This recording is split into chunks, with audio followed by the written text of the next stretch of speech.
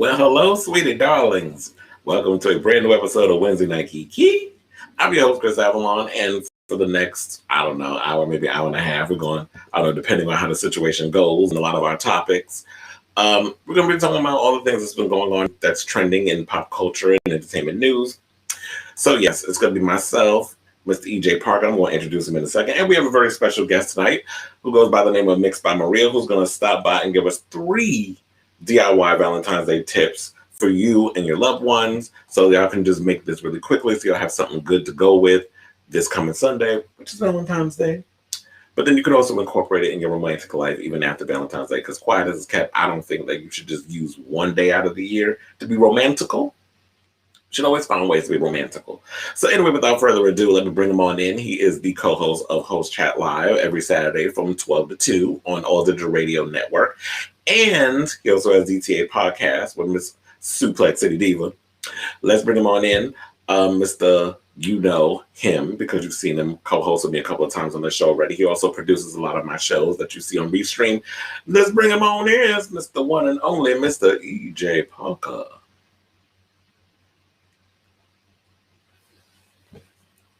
Where he at? Where he at? There he be. You sound quiet. I hope your mic is on.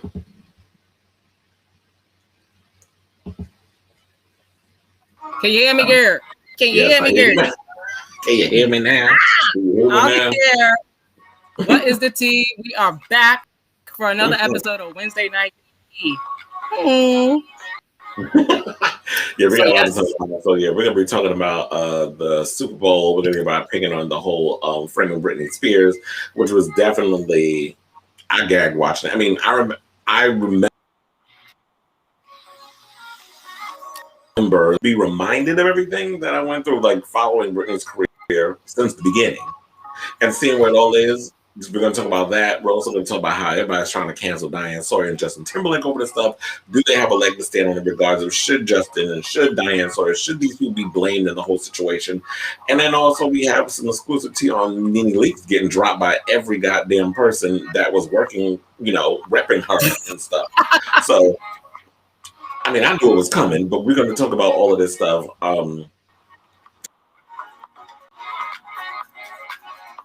In the show, and plus we got somebody. I saw you brought it up. This fool, Gorilla Glue girl. Like, I cannot believe this buffoonery is trending. That someone wouldn't think that someone would glue a ponytail into their head with Gorilla Glue. I use Gorilla Glue. That shit dries in seconds. Like, literally, I glued a pair of headphones because my headphones, and I had DJ headphones.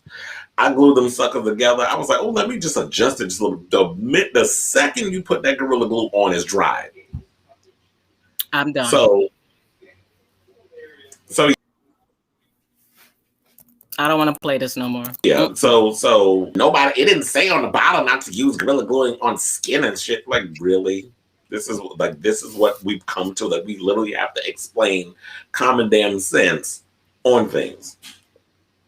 Gorilla glue, skin, face. Like, no, they have things that you can put on your body, like to glue lashes on the things, and they have things specifically for that. But I don't want to get all up in the jump the gun and all this stuff. Let's just focus on what we wanted to talk about, and then we can get right to Maria, which is going to give us a little, blow by blow of things that you guys can do for Valentine's, because I don't celebrate Valentine's. Bye. Because I'm a whore. But anyway, first thing we want to talk about. Oh wait, before we do that, how are you doing? Well, thank you. I am doing pretty good. Had a really good week. And so just ready for the rest of the week. Mm-hmm. Yeah, and I have to say, I got to find. Well, yeah, everything's good. I've been busy. It's been a little slow at work. I can hear the theme song in the background. Everything's been good so far. Been a crazy week. Not so bad. I mean, work-wise, everything's been good, but in media, there's just been a lot going on. So yeah, this has been a lot, and I've been trying to play catch up and trying to catch up on a lot of shows, and so, but I just don't have the time because I'm busy. But look, I'm busy doing things. Yeah, so mentally, I'm fabulous, which is always a good thing. Everybody should always take a mental health break. Because I needed one this past Saturday. I was supposed to do a show, an episode of On the Line. I was just like, mentally, I wasn't there to do it. But this coming Saturday, we'll most likely be jumping on now.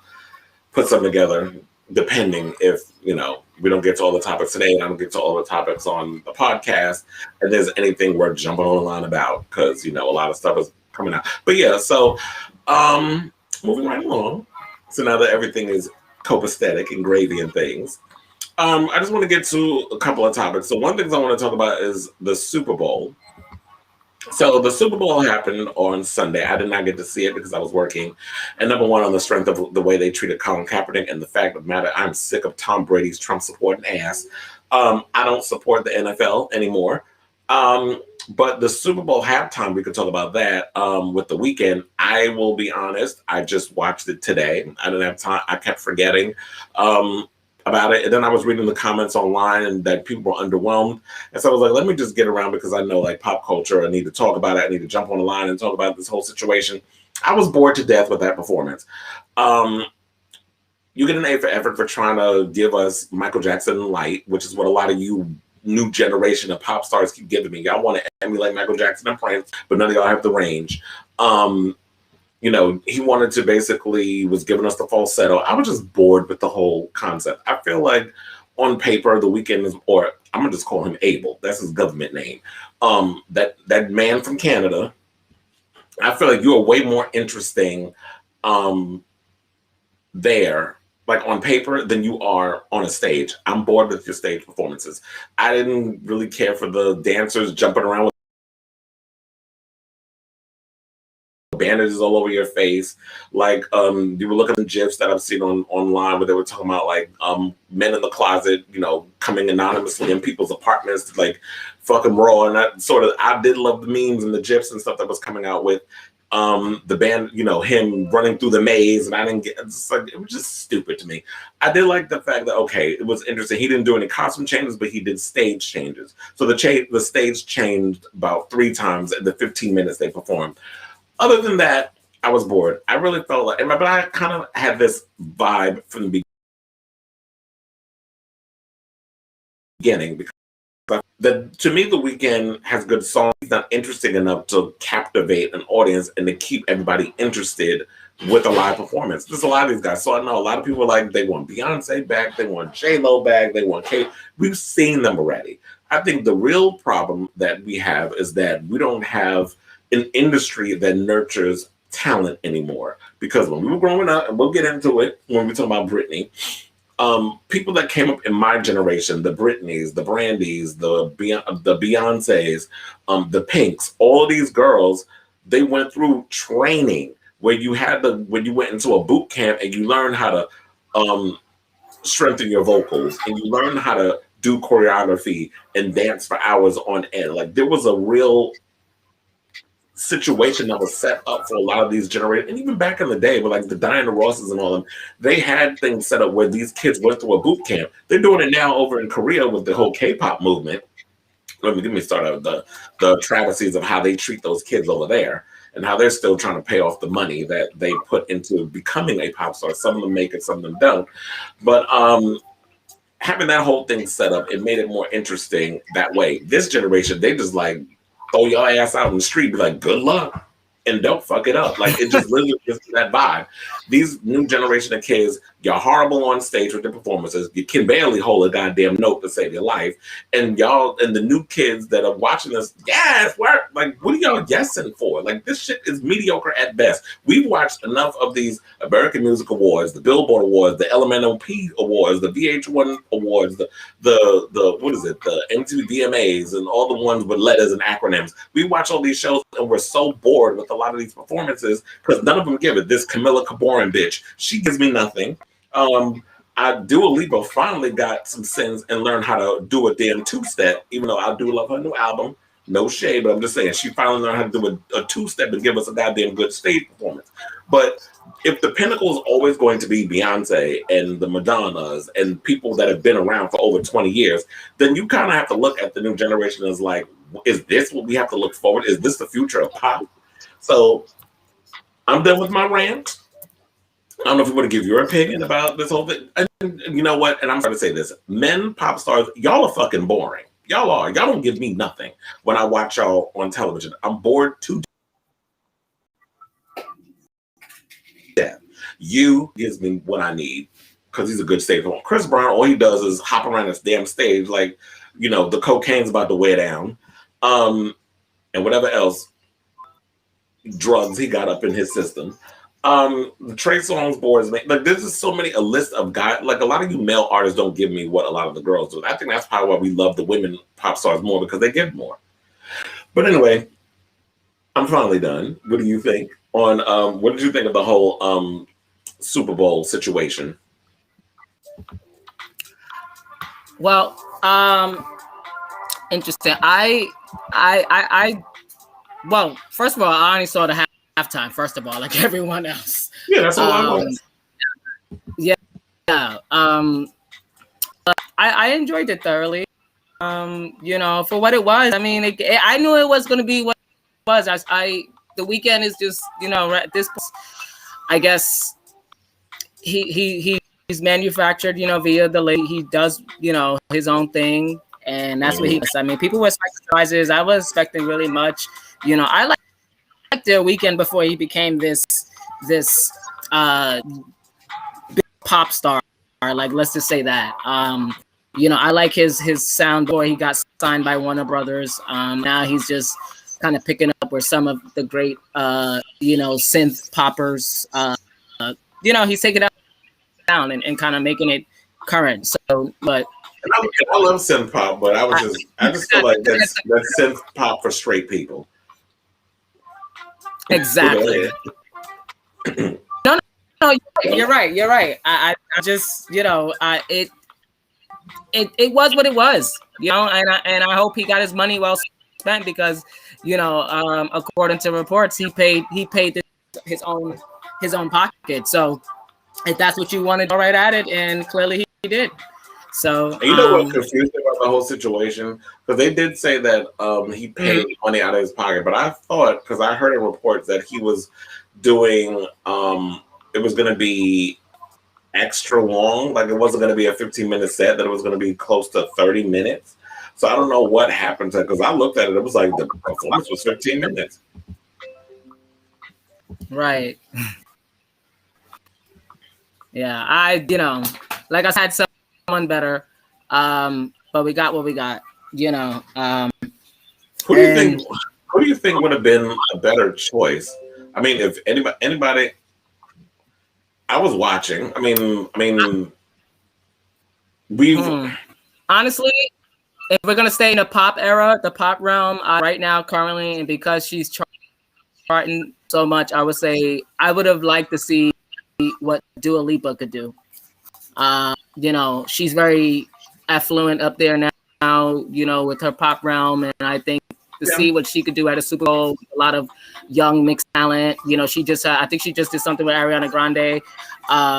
You know, so I think Dua Lipa would have been perfect. Either Ariana Grande. You know, she's still pulling, you know, numbers into. It could have been anyone. I mean, you're right, because I was thinking, and even when you started, before you anyone but J-Lo. Yeah, we already seen her. So I do think, like, yes, we need to stop recycling. Oh, I want Beyonce. We've seen her Beyonce twice already. You know what would be great, but due to circumstance, I think Britney Spears would have been great if she was at a point where, like, this is the comeback and the triumph of the whole situation with the skip that, like, free at last. She could have got up there, and she's never done the Super Bowl. People think she appeared up there. I think that's when it was with Aerosmith, where she had the sock on her arm. That's when she was up there with. That's the time she did the Super Bowl. But other than that, she has not done the Super Bowl by herself. Britney Spears going up there doing the Super Bowl once this whole conservatorship goes away, or whatever when they fix whatever the case is, she decides to want to come back to work. I think she'd be a great choice. I would love to see Ciara get up there and perform, because she could just give us full on choreography and, you know, Matrix moves, and I'm sure she could still do that. Ciara. I would like to see. Yeah, I would like to see Usher up there by himself do a the Super Bowl have like you need to get performers up there. That's what people want to see. People want to see spectacle. I would love to see some rock stars up there, but America doesn't even respect rock music anymore. So your idea of rock music is the chain smokers. That's what they think is rock music. So and they don't even do rock music. They're freaking pop and horrible ass EDM. But to me, it's just like they want I don't know the gays. I was following gay social media. They want the razzle dazzle. They want all that good stuff. So I mean, look, this is what you get. The Super Bowl wanted to play it safe. They didn't want anything, Mm-hmm. to be controversial.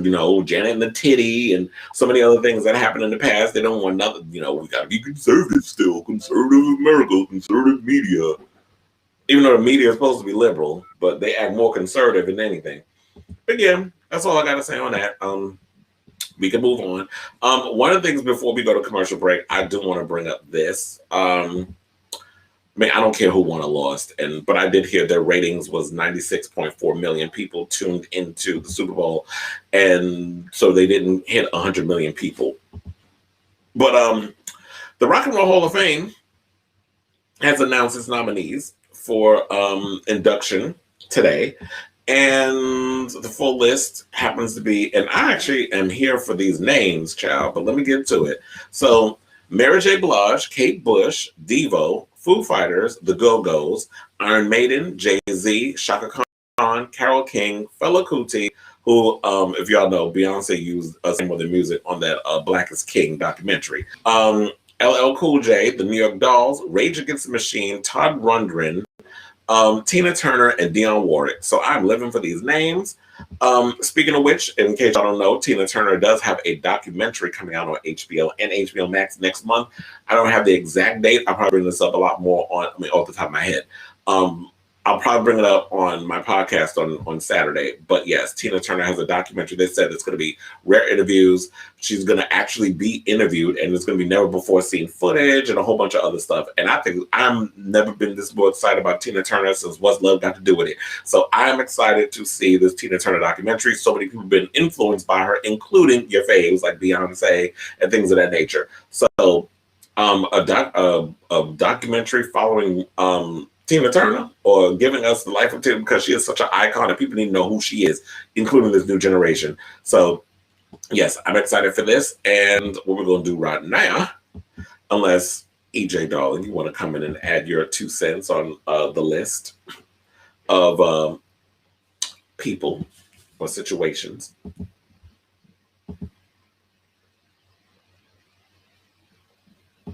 Oh, I guess not. So what we're going to do is we're going to take a break and we're going to come back with our very special guest with more.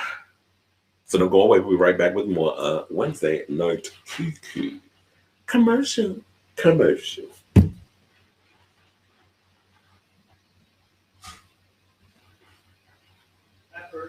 Mm-hmm. What happened?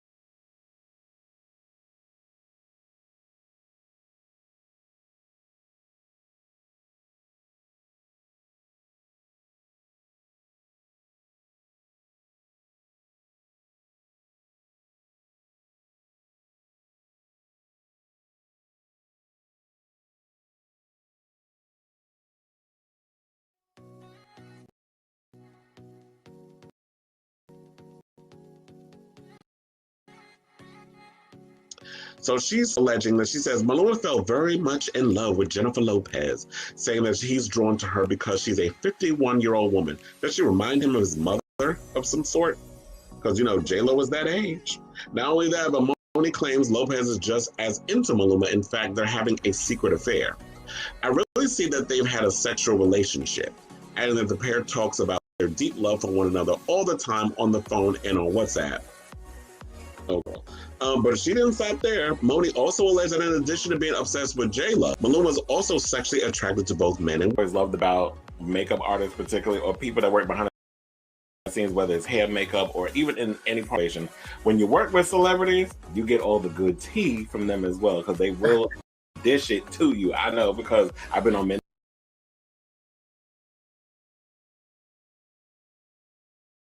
sets, but he'd be beating your face and stuff. And this is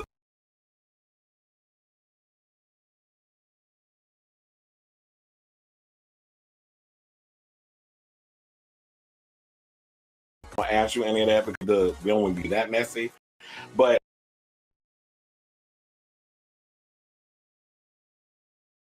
one of the questions I want, because you said you work with Deb Annie, do you think she a Trump supporter?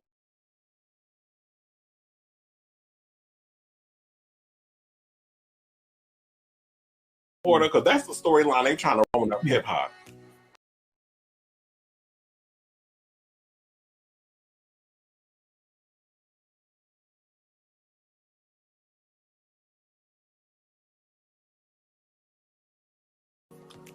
Oh, is it? Mm-hmm. I don't believe it. I think it's a made-up storyline. For the and I found some other stuff, but this video right here was another video that explained where she's at with it. Like, she keeps trying to. She's like Joe Biden, okay? She knows that the outside, the melting pot is brewing, and she's telling everyone, guys, calm down. And you know, I listen to her at the same time, still protect her. You know, I want to just protect her. Like you said, he's been a conservator for ever, it feels like, and I think over it's a decade. Yeah, and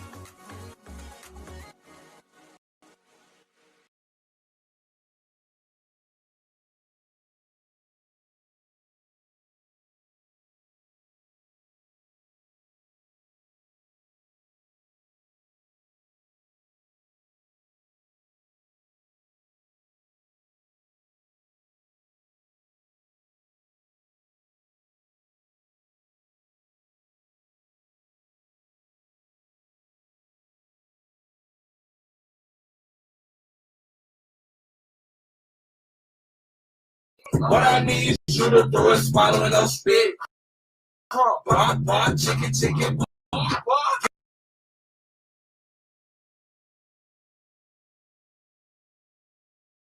Get some bread, stop playing with it, shorty. Let me get some head. Yeah, you know I'll break all this. Ain't no way, shorty keep coming. I thought I owed them bread.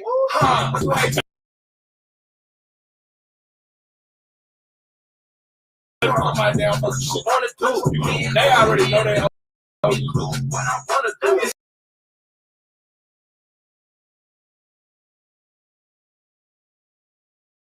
what a motherfucker do for a bumper too. Yes, no shade. I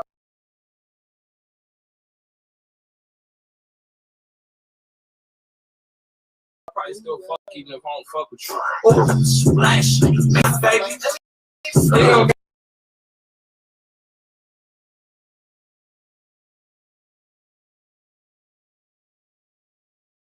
got the dream, but I'm from the mud. Pockets full of bagged up enough, baby. Yeah.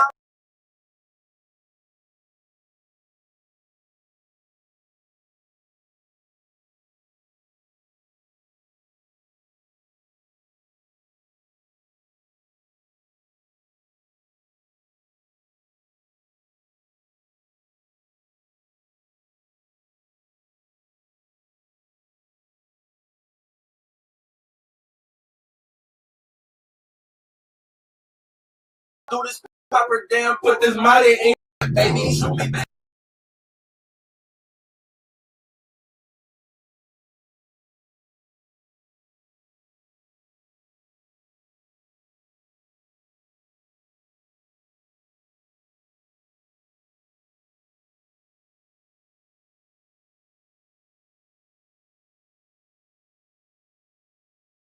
Like I said, I'm your baby, fucking crazy.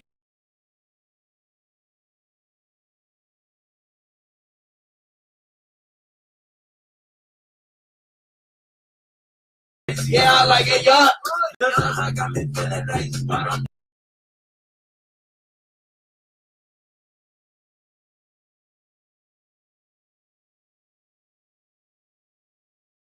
on the phone.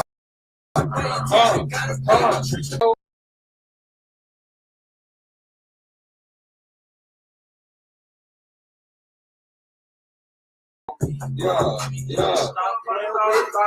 Alright, this the last shit. You get it? I'm up out of y'all here. Oh, the cowboy.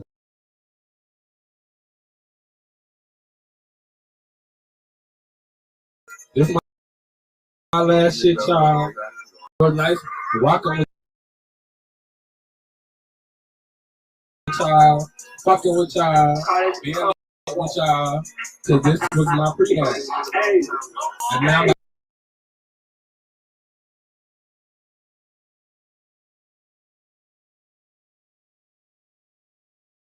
I'm gonna turn to the good.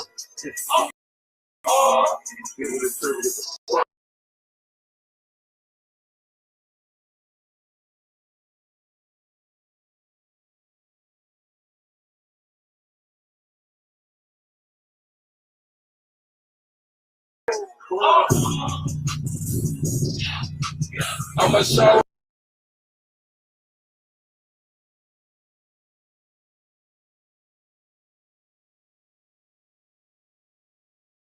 you how to trill with a cut.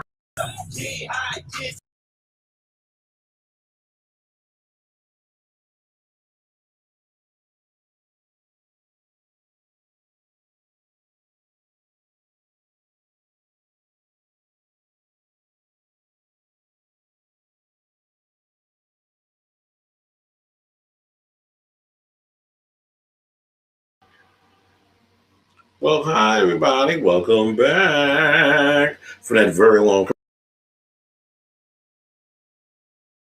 commercial break. Mr. EJ, are you coming in or no? Because we gotta introduce our next guest.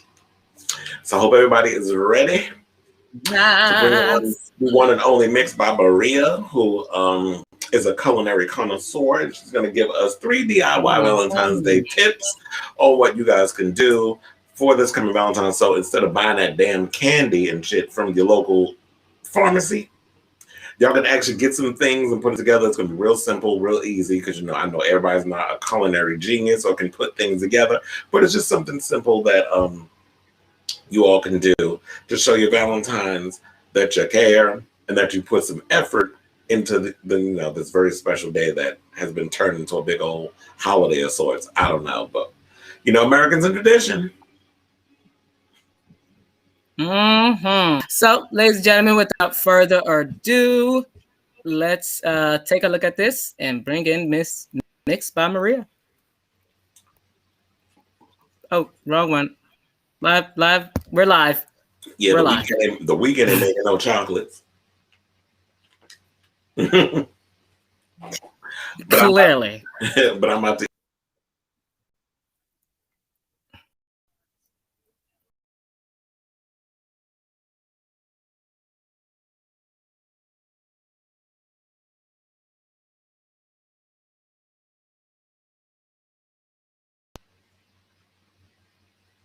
Oh, sorry. I did have to chocolate. Please welcome Mix by Maria. Hey. So, hey Eric, hey. Oh, It's the dog in the background. I'm gonna show you how to do 3 different things with strawberries. I'm gonna show you how to dip them in whatever really quick. And I know you have other stuff to do, so I did some already, so I'm gonna just show y'all. Wash them and clean them. Okay. Put them on the stick. This for? It's the most ratchet show. Yeah, I know, right? I'm sorry. Okay, so you're gonna take the strawberry and you're gonna stick it on. It's like a bamboo stick, like you make shish kebab with, and you just stick it in there. So now it's like that. So it's like a little flower or whatever. Like if you see that it's not straight, you can just straighten it out. Step 1. This is chocolate I bought from Walmart. It's called Baker's chocolate. Big screen. It's like probably like $2. So Gardelli. And then you can also use some candy melts, like the colors. You cannot put liquid food coloring in chocolate. It's gonna turn hard and clayey. So I already have some of this melted. You're supposed to use a microwave, but I never do. I always just put mine in some hot water that I have boiling. So I already have some that's melted. You're gonna take the strawberry, grab the leaves around the stick, and just dip it in and turn it. And then you're gonna drip off all the excess chocolate.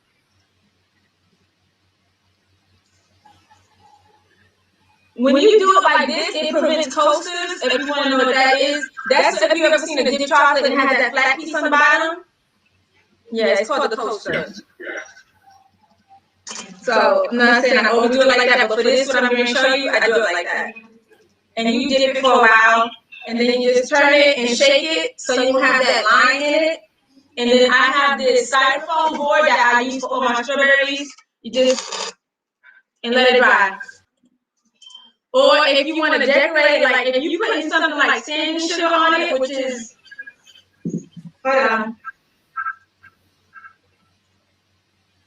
this, I got this from Walmart for $1. It's just colored sugar. So And you just sprinkle it on top of the strawberry? Huh? You just sprinkle it on top of the strawberry? Yeah, I'll do this. I have little cups I have to just and turn it. But you gotta do this part. If you're doing sand and sugar, you gotta do it while it's wet.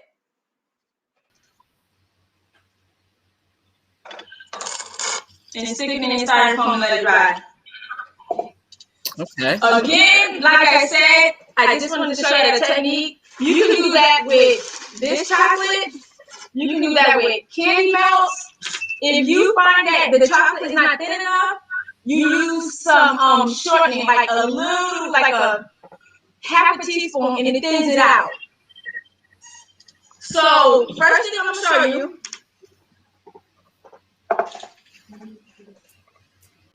Yeah. Give me this. Got a paper plate.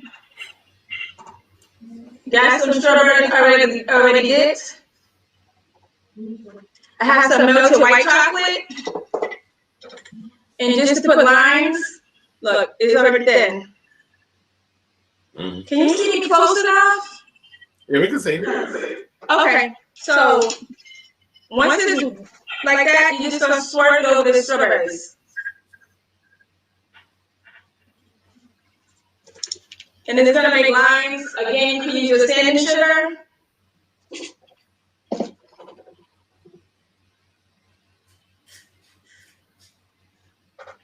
And then it does the design. I don't know if you can see it. See? Yeah, I actually like that one. Okay. So you want to have a different design variety on each of them. So I just do different ones. These ones that I've already done, this is called the strawberry crunch.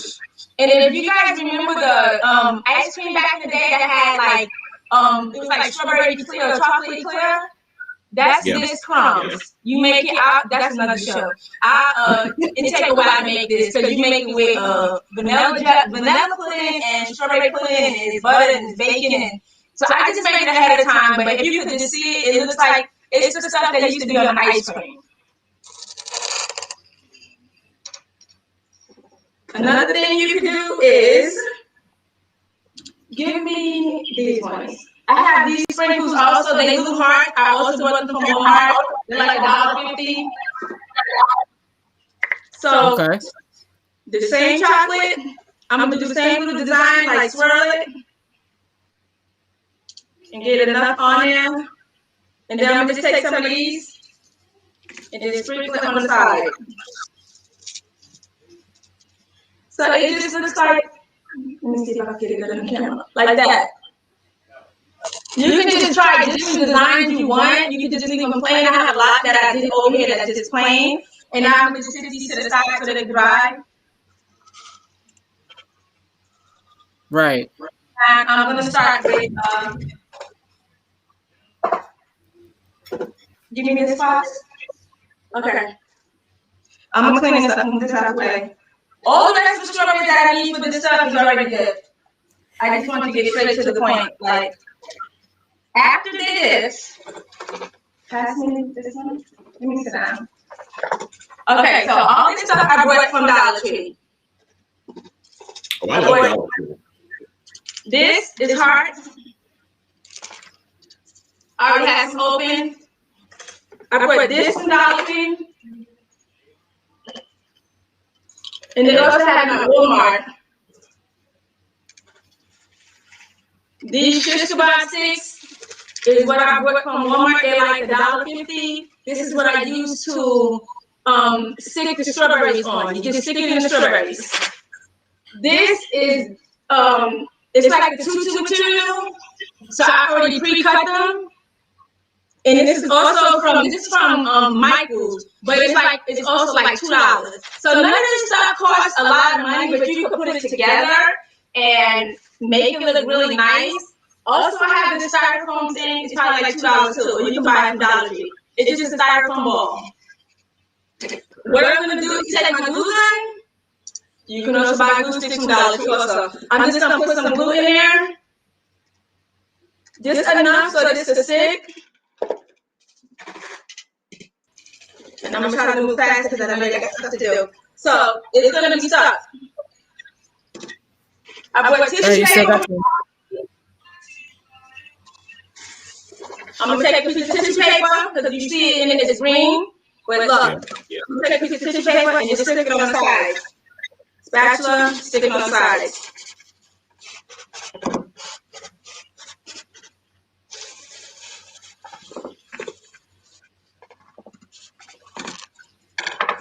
Okay, this is where stuff gets spicy. Give me the cake. I also bought these condoms. They're gonna go in this too. Give me my shish kebab sticks. And you just take tape. Like I'm gonna take, I have 3 of them. I'm gonna take tape and just tape it. I'm gonna open them up. Take them out. Take them. And just, those are condoms? Yeah. This goes in there too. This is wrong. Yes. So you want to take some tape and just take them onto the back of your shish kebab stick. And they're going to stick. So I'm trying to move cousin. And I got 3 of them to do. So that's 1.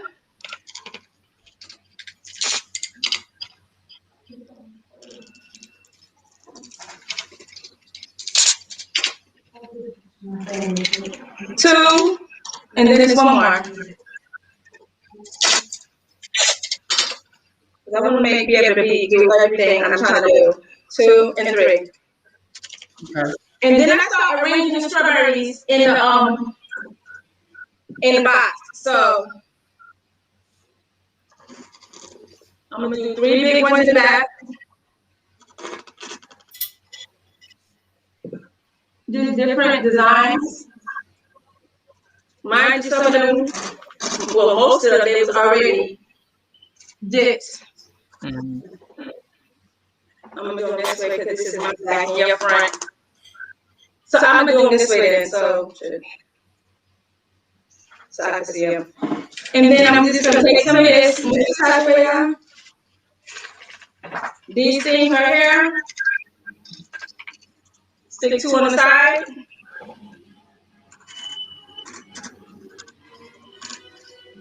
And I'm moving kind of fast because I want to be able to do everything I'm trying to do. So then that's two. And then I'm going to take two of these ones, put them on this side.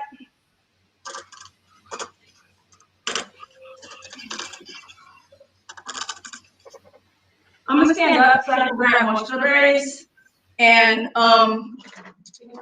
this little thing that I use to cut them in different sizes.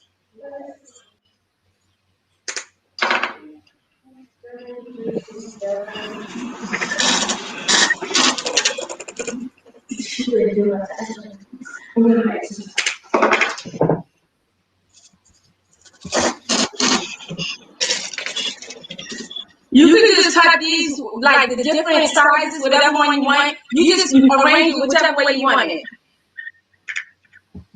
It looks good so far.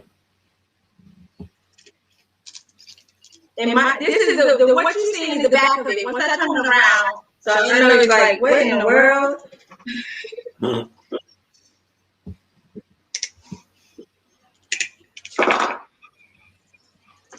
This one's gonna have 10 strawberries. Come on, give me that one.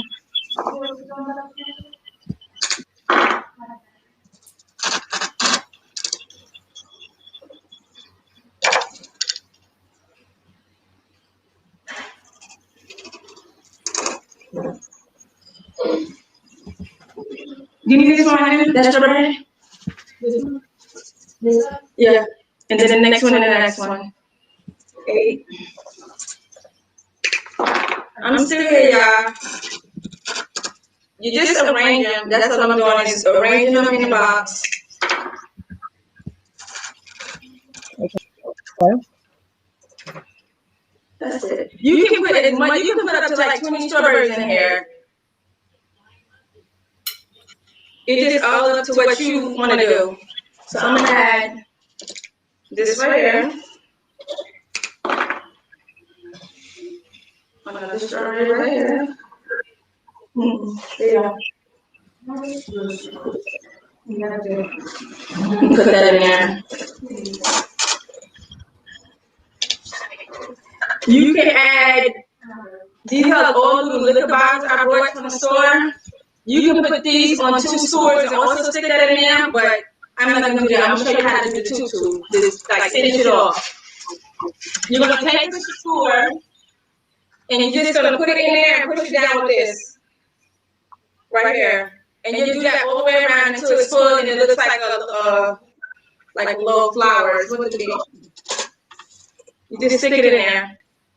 Y'all pass these to me, please. Go, hurry.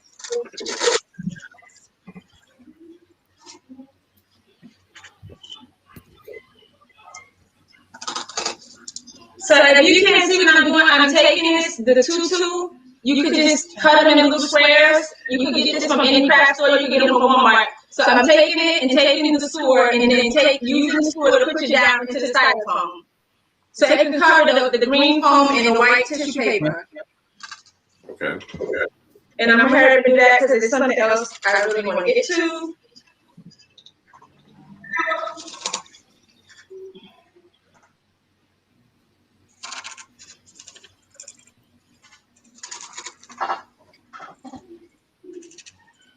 Thank you. Thank you for all your help. I'm just pushing it down in there and turning it around and covering any white spots, any tissue paper or things I see. So they're supposed to. Okay, give me some more for this side.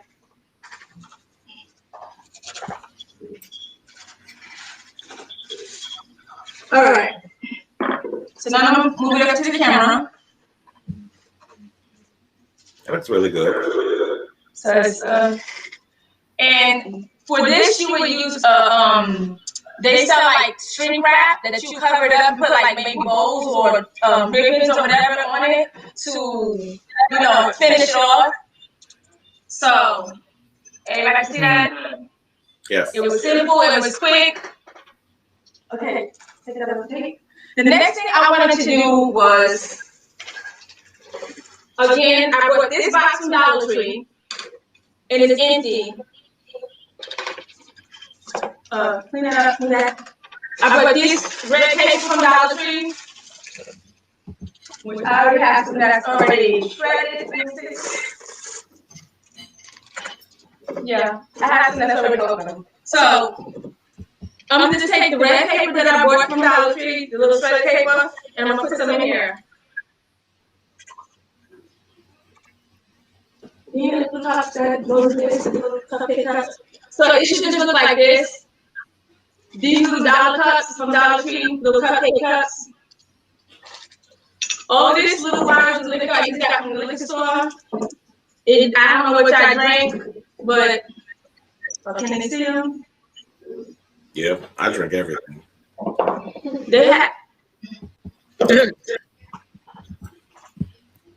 So whatever you want to put in your box, put it in your box. I'm gonna put the 2 Grey Gooses in here. And then I'm gonna take some strawberries and line them up on the side. So 1, 2. How many can fit? Okay. 3. And then I had. Can this fit? No, we can't. We don't think that. It was on here. Hold on, I'm coming. Tomorrow, we don't think it was on here. Okay, yeah, I know. Okay, so then put this in there. 1, 2.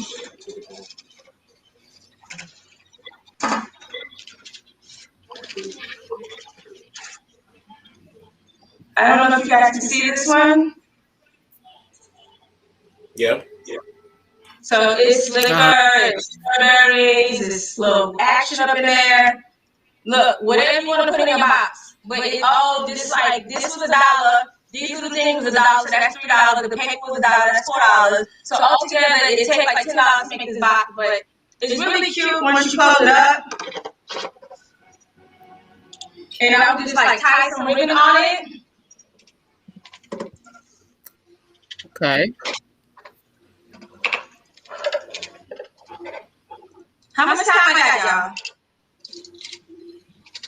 y'all? About another 5. All right. So you can just tie some ribbon on it.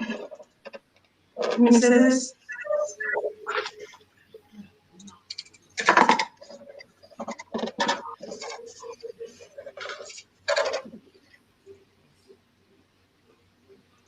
Once the ribbon is on it. Okay, and the last thing I wanted to do, this is a pie box. So I'm gonna add some of that red paper. It's only $1 at Dollar Tree. You just add a lot of that. Okay, so I'm gonna pass this last way. And I'm gonna take 12 strawberries and put them in here.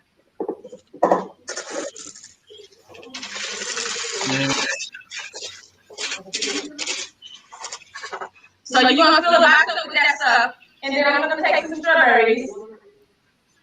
And I'm gonna just arrange them in the box. 3 rows of 4. And for this, for this I have.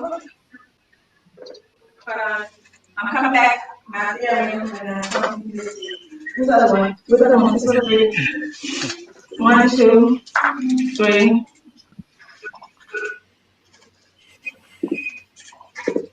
I'm putting the strawberries on the paper and arranging them in here. The chocolate ones, the big ones. So you just arrange them in here however much you want. I usually do different ones on each row. So it can be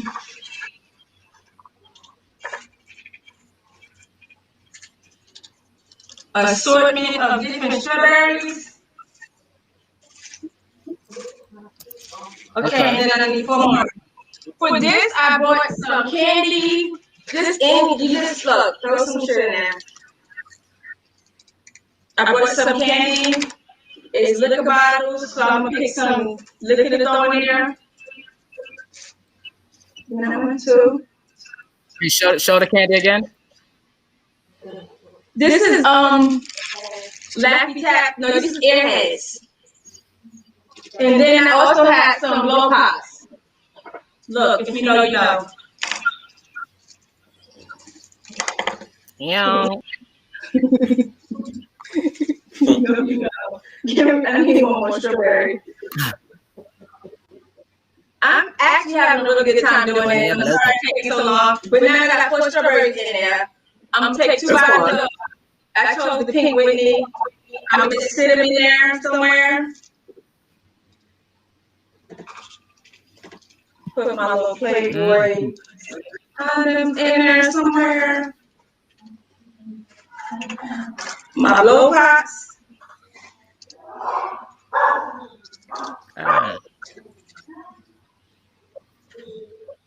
And then that's it. You can put that much you want in it. So now I'm turning around to show y'all.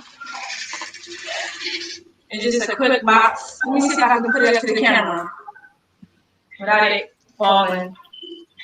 Oh my. That looks good.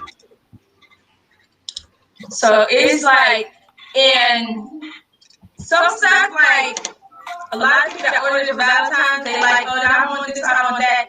And I really use really big strawberries. This is just another kind of strawberry I put, but I put words on them. But that's another day. I'm sorry, but look,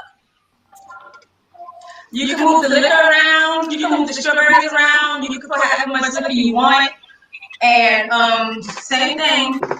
You close them up. I will put a ribbon on them. Ribbon, I got this from Walmart also. Yeah, as you can tell, I stay at Walmart. Hey.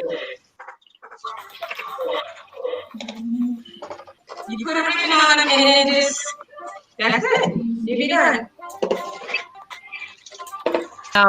Now, if someone wants to order something like this from you, what's the starting price and how long does it take? And okay, the ones like, okay, for Valentine's, most of the people order the best ever ones, and those are $30. So if they infuse, which means that I take little pipettes and put liquor in them, they're gonna cost more.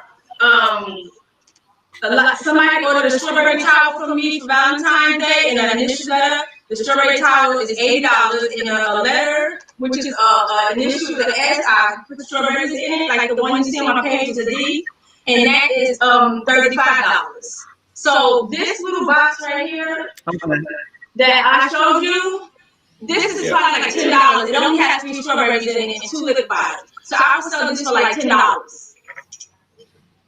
But I have this one right here that I showed y'all with the strawberries in the cup.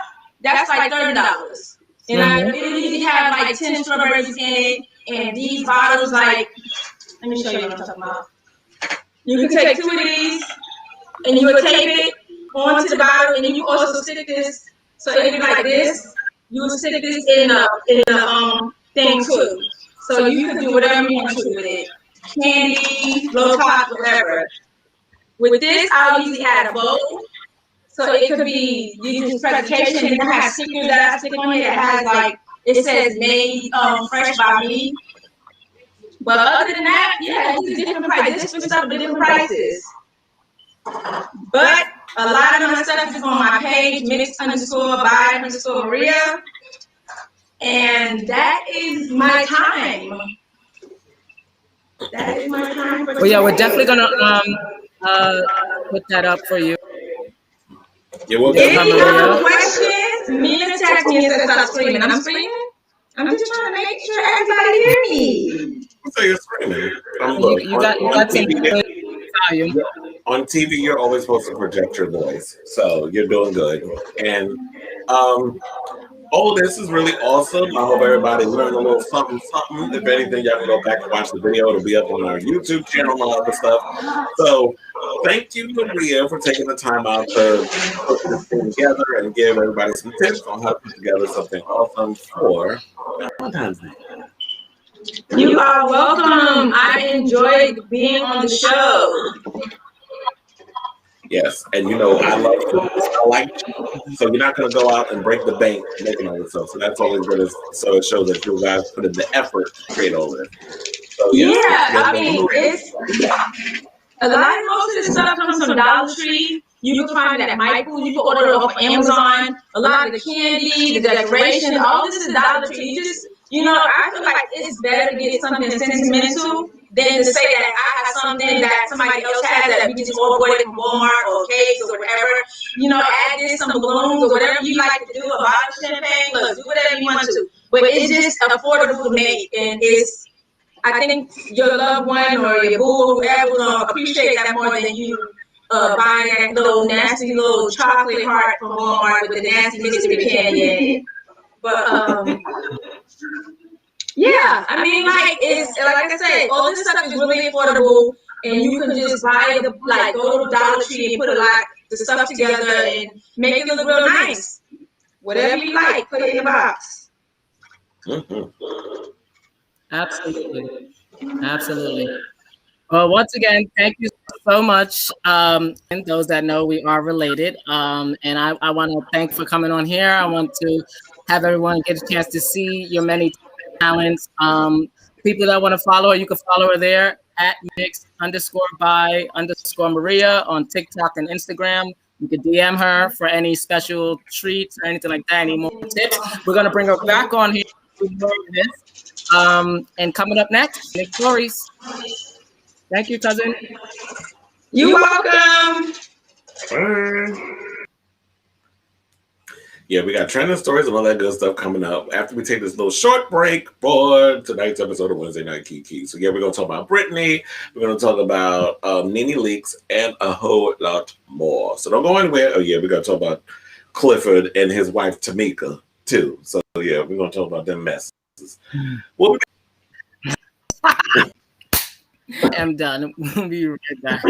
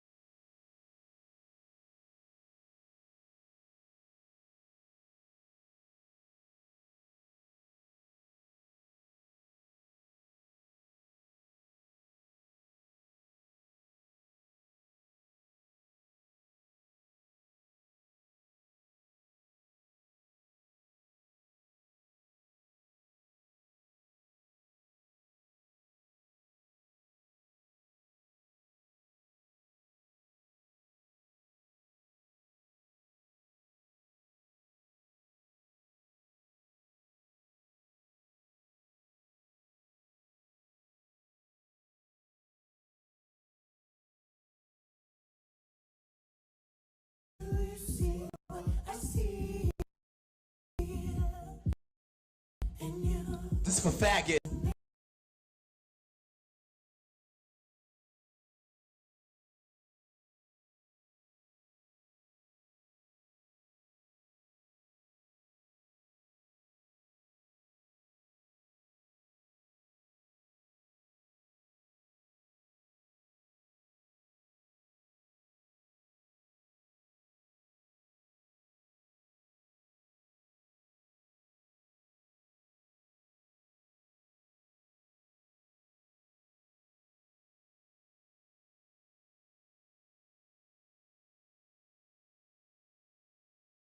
Incredible, amazing, show-stopping, spectacular, never the same, totally unique, completely not ever been done before, unafraid to reference or not reference, put it in under, vomit on it, eat it, give birth to it.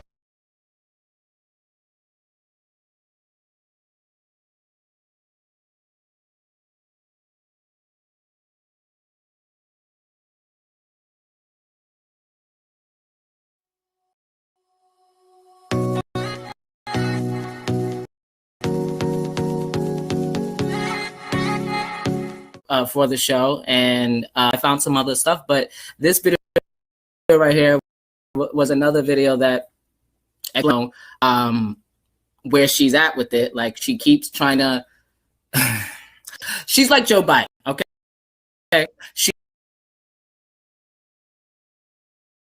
knows that the outside, the melting pot is brewing, and she's telling everyone, guys, calm down. And you know, I think we have to listen to her at the same time, still protect her. You know, that's what people really want, to just protect her. Like you said, he's been a conservator for ever, and I think over it's a decade. Yeah. And but you know, like I said, so this could have worse. So the father did you know, he did his best. I think that it is the right time to reevaluate what she's trying to do, because it seems like that's what she wants. She wants to reevaluate and to have someone else possibly come in to take over the case. I mean, her conservatorship. And we don't know. Like, you know, this is where we're on the outside and we're speculating. But like you said, she was in public restrooms barefoot. You know, we saw pictures, and you know, and that's all we know. We don't know everything else. Like, there's story. I'm sure there's stories of, you know. So I think that the family's trying. I said, I do think this is a lot about and Brittany.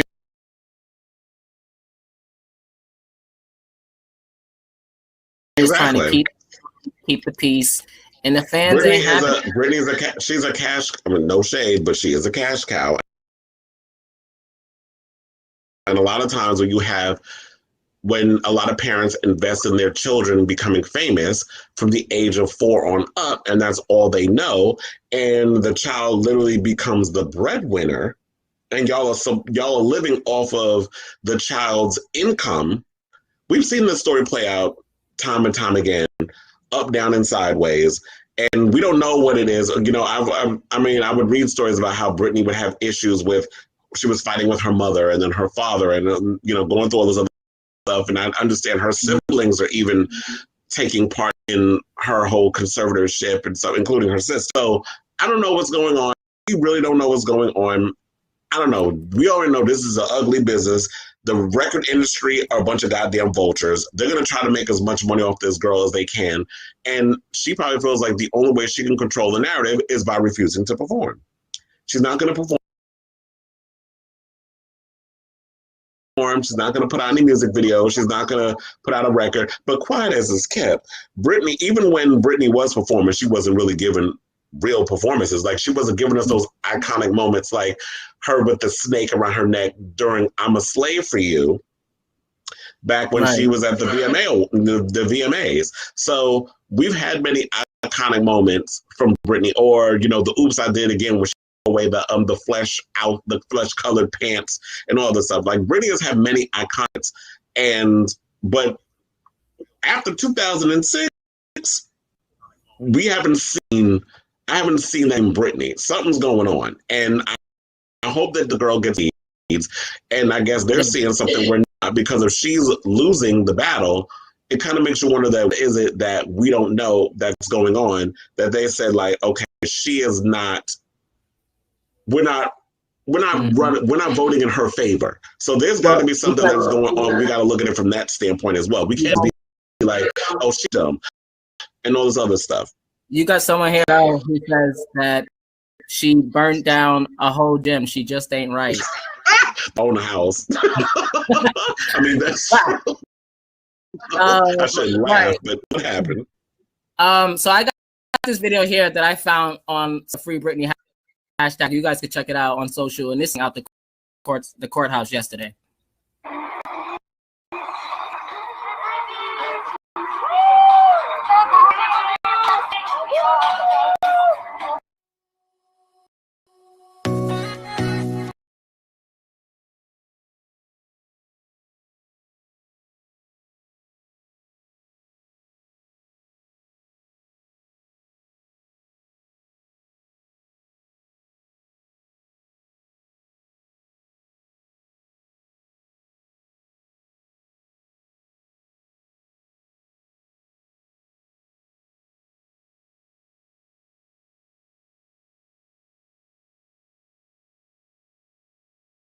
Hey everyone, welcome back to Wednesday Night Kiki. We are back live. Thank you once again, Mixed by Maria, for doing what you do. But real quick, let's get to this week trending stories.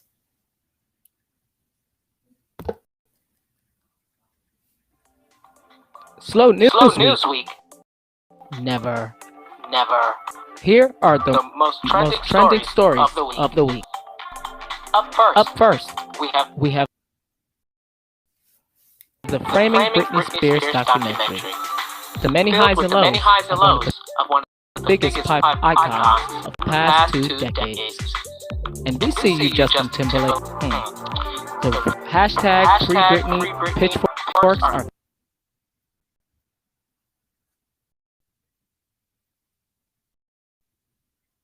coming for you. But that's not all. After the clips of the news anchor Diane grilling her about her sex life after the breakup, leading to the epic 2007 meltdown, some questions via social media left unanswered. But one thing is for sure is we are ready for a comeback. And speaking of comeback, after months of silence, Sam, Britney's man, finally speaking out, and let's just say he doesn't have kind words for her father.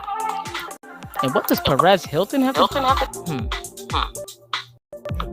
Next, it looks like JoJo Siwa is revealing it all again, and this time she's showing the world her new girlfriend, and we could then.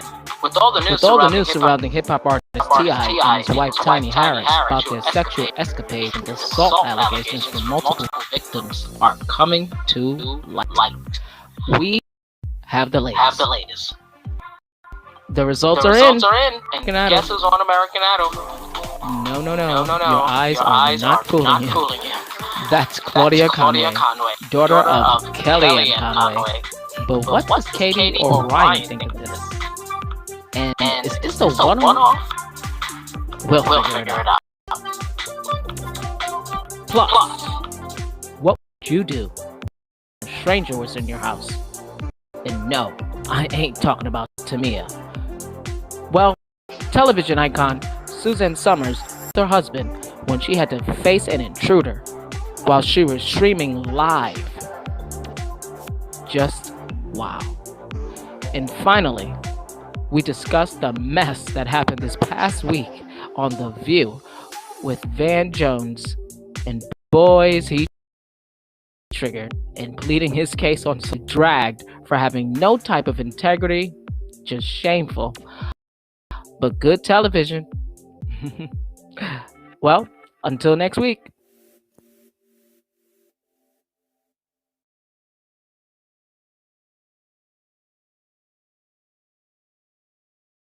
There you have it, guys. Let's bring Chris back in here. And yeah, so that was the week's trending story there.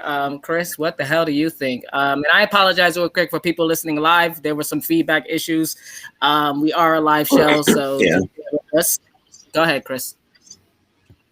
Yeah, no worries. Yeah, thank you for those trending stories. EJ puts us all together himself. He writes it, he puts it in the video, he does all that crazy stuff. So yeah, I always love if we're gonna co-host a show, everybody interacts and puts all their things in there. So yeah, I love the whole trending stories thing. It's something good for me to respond to. But first things first, I'm gonna respond to a lot of stuff. There's so much tea that came out this week. Like Charisma Carpenter finally came out and is talking shit about Joss Whedon and the troubling situation she had to endure on the set of Buffy and Angel. Child, I'm gonna break that down on Saturday. We're not gonna do that today. We're gonna stick to the trending topics. But first things first, the Britney documentary. I absolutely loved it. I'm watching it because it was a reminder of all the stuff that I was watching of her over the years, and I do feel like we all partook in her demise. I don't want to say that she can't rise like a phoenix from the ashes. I do believe that she can do that. Right. But when and I feel like everything that I was saying before Framing Britney Spears came out, literally in the clip you played before we came back or during the commercial break, all the stuff that I said was pretty much the assessment, or all the things I assessed was the same thing that was brought up in the documentary, where it was just like, you saw this girl, she just wanted to be a performer. She loved performing. She liked singing and dancing. She actually wanted to be an actress, I believe. But I think she just gravitated and got into singing because it was, and one of the things I really loved about it, like New York, I think maybe it could get back to that. It's not as prominent as it was before, but New York was like the place you came to, like, if you wanted to learn to sing and dance and be a performer and stuff. And she came here, and her parents didn't have a lot of money, and she was lucky to meet people that were willing to help Britney get to where she needed. And it just, I love that the documentary showed that Jamie was not that much in Britney's life as they were coming up. So I don't know if they had marital problems or if it was because he was, you know, working, and then the mother, Lynn, decided to come along and go back and forth with her. And then, of course, Felicia came in. I remember Felicia Colada. They were thick as thieves in the beginning of Britney's career. So I remember when Felicia was traveling and being Britney's chaperone and kept an eye on her. And then she said that when they brought her back in, it was all these new people, these people who didn't know Britney. And I feel like what played into her downfall was she was surrounded by people who truly did not have her best interests at heart. I stand by that. I also feel like that people were taking advantage of her. People saw dollar signs, including her family. I remember I saw some people talk about, why didn't she just leave the business? Jamie Lynn did. I'm like, first of all, wasn't nobody checking for Jamie Lynn Spears. Britney was clearly the biggest star. Jamie Lynn was was she on Disney, Nickelodeon, one of them damn channels, and then she got knocked up. Yeah, she pulled a Solange, except Solange still has a career. She got pregnant as a teenager, and then, huh? And so she got knocked up. They won't let her out. Well, they won't let Britney out. But so, and then I love the fact that they brought up everything from the whole situation of Justin Timberlake and his thing. Now, let me get into the whole Justin Timberlake thing. I know I'm jumping all over the place, but I don't want to sit and just like spend 30 minutes on the situation. Justin's part in this situation, I was like, okay, these are two kids who are in love. The industry took what they had and blew it up into something a lot more. I think the problem with Britney, and well, I don't know necessarily Justin because I really wasn't paying attention to her, but with Britney, people were getting too much into her business and she was giving too much of herself. I also think that when because she was like a down home country girl. So people felt that she was accessible. This was the dawn of social media. Social media was just starting to blow up, and she was at the cusp of it. So I think a lot of people don't understand that, like, when Britney was coming out in like 99, 2000, 2001, that was the era of the new millennium. Things were changing. Social media was starting to blow up. Nobody was on Facebook. It was all about MySpace at that damn time.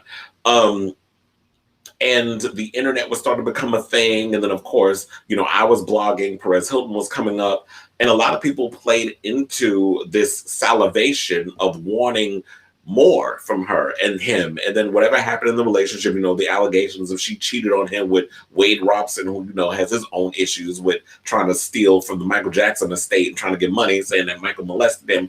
That's a whole nother conversation. We're not going to get into that. But Britney allegedly sleeping with Wade because, you know, he was a slave for that pussy, you know. Because he did Cry River. People were mad about that. But at the time, we were living for it because Cry Me a River was the opportunity. Justin to me basically did what any other artist does, which is when you're hurt or whatever the case is, you turn your pain into creativity. That's what us artists do. When you do us wrong, Taylor Swift has made an entire career out of writing songs about men who have done her wrong. So it has been a thing that goes on. He had a right to do it. She did it with Every Time. You know, she's always had her little songs that she came up with that kind of gave us an insight into her, you know, Overprotected and all these other songs that people were treating her like she was just sort of cash cow and she couldn't breathe. Now, the fact of the matter was, I understand her father jumped on a whole conservatorship situation and, you know, was trying to get her in her right state. But they have to also realize she was suffering from postpartum depression. She had two kids back to back, the media salivation of it all, then whatever was going on with her. Beginning of the 2000s. Deal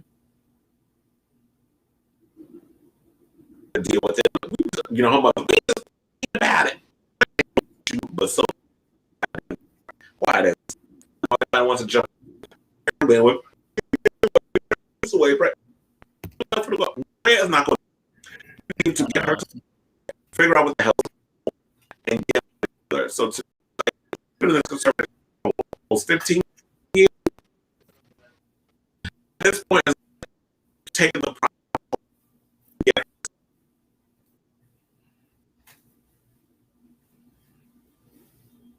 leeway with the conservative. I'm not saying she's all the way well, but if she's well enough,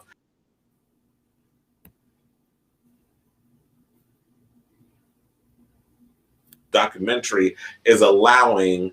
And now people, the courts and stuff, because she's supposed to go back to court. They're reopening the whole. They're going to re-examine, I guess is the word, this conservatorship this week. I believe it's tomorrow or Friday is when they're going to go back to the court. So this framing brings, even though people say people get so caught up in celebrity, this, that, and the third, at least with this documentary and the celebrity responses, that it's the courts are paying attention and saying, you know what, maybe there's some things we didn't look at that this documentary via the New York Times, which is a very, it's open. Brittany people can look at it from a different lens, because for all the stuff that Jamie's probably given them and all these other people, they're going to go by that. And the media doesn't help because, you know, the way they treat, and don't even get me started about Diane. So let me just get to her part, and then I'm going to let you, give your opinion. People coming for Diane Sawyer, I do think is kind of unfair. I said kind of. I didn't say it's not completely unfair. Because here's the thing. When you go on, everybody knows, well, for those of us who grew up watching the Barbara Walters and the Diane Sawyers and things of that nature, when you go on those shows, you know what's about to go down. It's a serious tell-all interview. This is no different than when Diane Sawyer was interviewed. Oh Lord, don't even the infamous crime scene. This is no different than when Diane Sawyer interviewed Whitney about the drug use, and she was like, "Drug? I want to see the receipts." Remember that? That infamous line comes from a Diane Sawyer interview. Right. So people need to realize that, yeah, maybe what it should have happened is her team should not have had her go on such a serious program to talk. Maybe she needed somebody a little fluffier, like a Carson Daly, because she's from that whole TRL era. Mm-hmm. The Destiny Child, they of what made MTV what it was in that decade. So maybe she shouldn't have went on a Diane Sawyer, because Diane Sawyer is going to ask those serious, hard-hitting questions. And maybe her team should have pulled out and been like, you know what, this is too much for such a young girl at 23. You're trying to ask how many sexual partners she had. That's inappropriate. You should not be asking a 23-year-old how many people she slept with. You should not be slut-shaming someone because her whole image was rooted around schoolgirl uniforms and having fake boobs. Because remember when she first came out, and I remember there was a performance she did where her tits were enormous. And I was like, wait a minute, did she get breast implants? They stuffed her top, and then all of a sudden she came out another performance, and the boobs were regular size. So whoever it was that was working behind the scenes and creating this whole narrative of her being some sort of Lolita figure, we need to look at the people that she surrounded herself with, the record industry, these nasty diddling and little children. Because, we've had the conversation about Raz B and him getting his butt played with from Chris Stokes and a bunch of other people that he's been revealing little by little on Instagram. And so many of these young people, and this is one of the reasons why I dipped my toe in the entertainment industry as a child performer, and then dipped my toe with Beat Out. Because even though I'm a proud homosexual, you wasn't fucking me in my ass, and you wasn't raping me, and you wasn't diddling doing none of that shit to me as a child. I wanted to have some sort of, I wanted to grow up gracefully and stuff. So now a lot of these pedophiles and people who look like they need to get Olivia Benson on the line and lock their ass up. That just a lot of them giving me a lot of that. Call her a Brenda Lee Johnson from the LAPD. Some, either one of them. And that's kind of like what that gave me. So to me, I feel for Brittany. I hope that there's only way to go is up. I'm hoping that this, opportunity changes. And she has responded to it. She has seen the documentary, and I'm gonna let y'all know what she said. But first, I went on for a good 5 minutes, or maybe a little longer. I want to hear EJ's side of what he thought of framing Britney Spears. Well, first vote, you did go longer than 5 minutes. No, I think, I mean, the video that we did before, I'm still in the same place. I don't think anything different and all the different feelings other than the fact that I think the father is a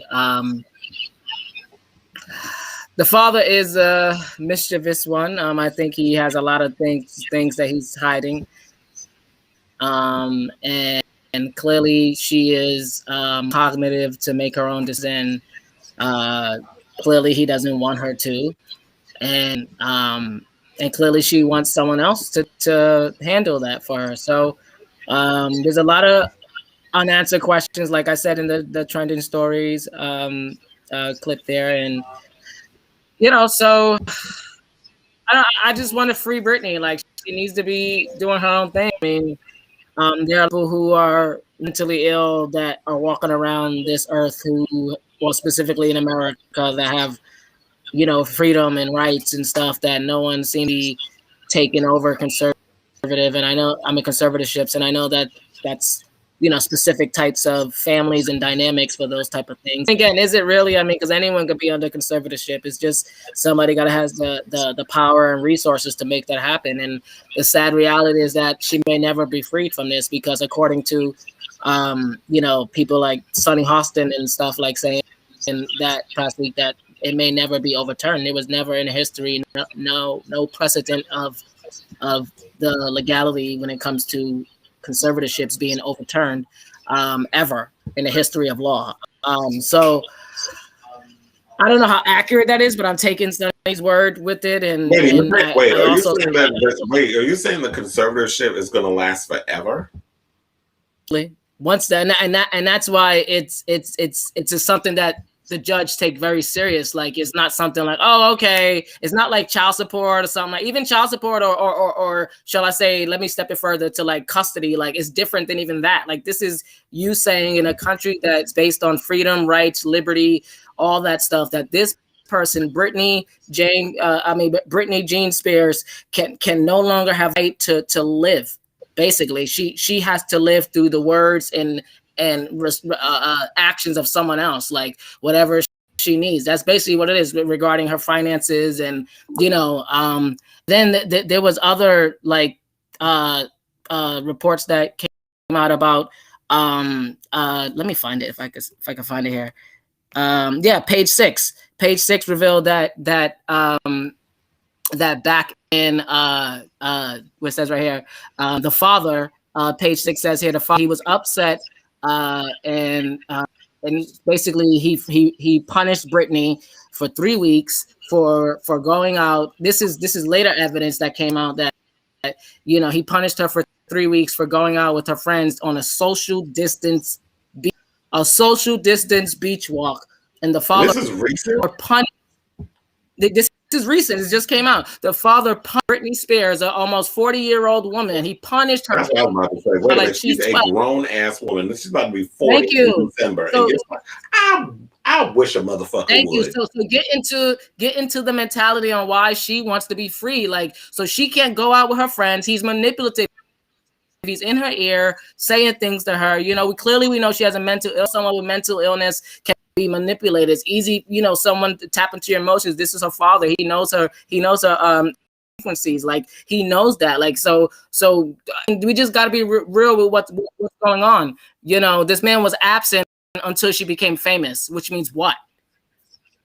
So that because they alluded to that in the documentary, where they were saying that some people was like, they didn't say any negative things. They alluded to some negativity about him, but they also insinuated that, Britney's gonna buy me a boat. Like, it was just very financial when it comes to your child. And the worst thing you could do, this is why I always say, never hire your parents to be your managers. Never hire somebody you're sleeping with to manage your money, because when money is involved, you really get to see people's true ulterior motives. And it's just sad to see like this girl going through what she's going through. And I love the fact that you had everyone from Andy Cohen to Sarah Jessica Parker to Miley Cyrus to even Nutmeg McCain from The View talking about free Britney Lord. and things. I would have loved to hear Madonna say some stuff, but I heard there's a gag order around her, so she really can't say nothing in regards to Britney and the whole situation due to her father. So to me, I look at it as Jamie Spears and Kelvin, aka Wendy's ex-husband, got a lot in common in regards of sociopaths, manipulation of women, like the way they try to control the women in their lives. And I wish, I don't know what it is. I know there was a point where Britney and her mother weren't close, but I did see there was a recent picture of her and her mother took a photo together. This was like maybe last year. I would really love to see Lynn step up and save her child or do something. Like, to me, I just feel like I don't understand how this man is able to get away with so much, and Lynn just feels so powerless in this whole situation. When last time I checked, mothers usually have more power in custody situations, whatever the situation is, over the husbands, unless the wife did something so extreme that, you know, they get away with it. But what do you think about the whole situation of people saying that, though, the fans are demanding that Justin Timberlake apologize for his past treatment of Britney? Because, you know, on the strength of Janet Jackson, I have no respect for him and how he responded to the situation. That like her titty came out by itself, like a ghost removed that piece of fabric from her boob. First it wasn't a big old white hand that did it. First, I want to read what Britney said here. Britney says here, this is quoted. Pop Crave for this says the snapshot here. Can't believe this performance of Toxic was from 3 years ago. I will always love being on stage, but I'm taking time to learn and be a person. I love simply enjoying the basics of everyday life. Each person has their story. Each person has their story and their take on other people's stories. We all have so many different bright, beautiful lives. Remember, no matter what we're thinking, we know about no matter what we know about a person's life is nothing compared to the actual person living behind the lens. I agree. Me too. I am, glad that she's clearly seeing everything. I saw other reports that she is considering doing her own type of documentary, according to Page 6. So I hope that turns into something too. Yeah. But real quick, there's also let me try to find this picture if I can.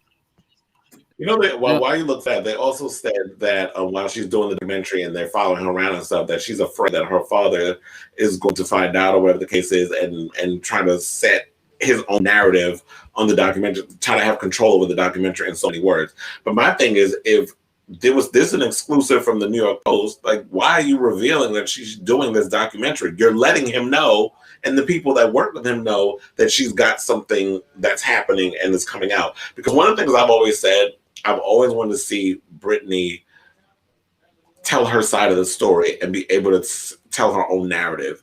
And everybody's been able to talk for her except her. The only time we got to see like her true emotional self was during past interviews. So yes, I really would like to see her like not heavily drugged up and really give a good interview.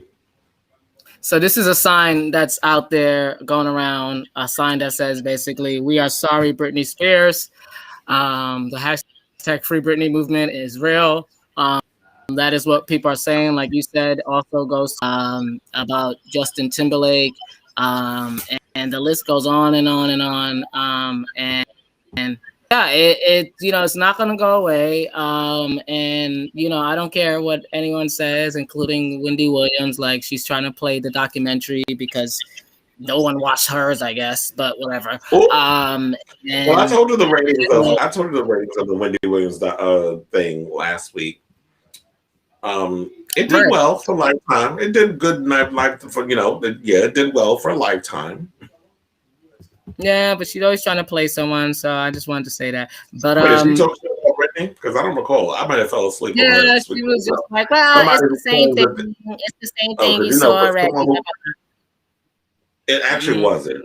So you really weren't paying attention, just like you don't pay attention during Hot Topics when it comes to talking about people. You couldn't tell Gabriel Aubrey from Olivier Martinez, and I know the difference between them two. First of all, Olivier is French, and then Gabriel is the white one with blonde hair. How the fuck you don't know your own goddamn Hot Topics? And Norman, basically, y'all just need to switch damn chairs, and you need to let Norman sit at the purple chair because he knows more of your damn celebrity news and gossip than your letter peep shaped ass does. So I don't understand how you supposed to be the queen of Hot Topics, but you don't even know what the fuck you talking about. At least when we do this show, we have to know what the hell we talking about and have all our facts straight. So let me tell you, one of Britney's boyfriends, Sam Asghari, at least I know what he is and what he looks like, has came out and called Jamie Spears a total dick who's meddled in their relationship. He said, like, which one was it? Sean Preston, I think he was the one that came out against his own grandfather. He called him the F word, which I don't agree with, but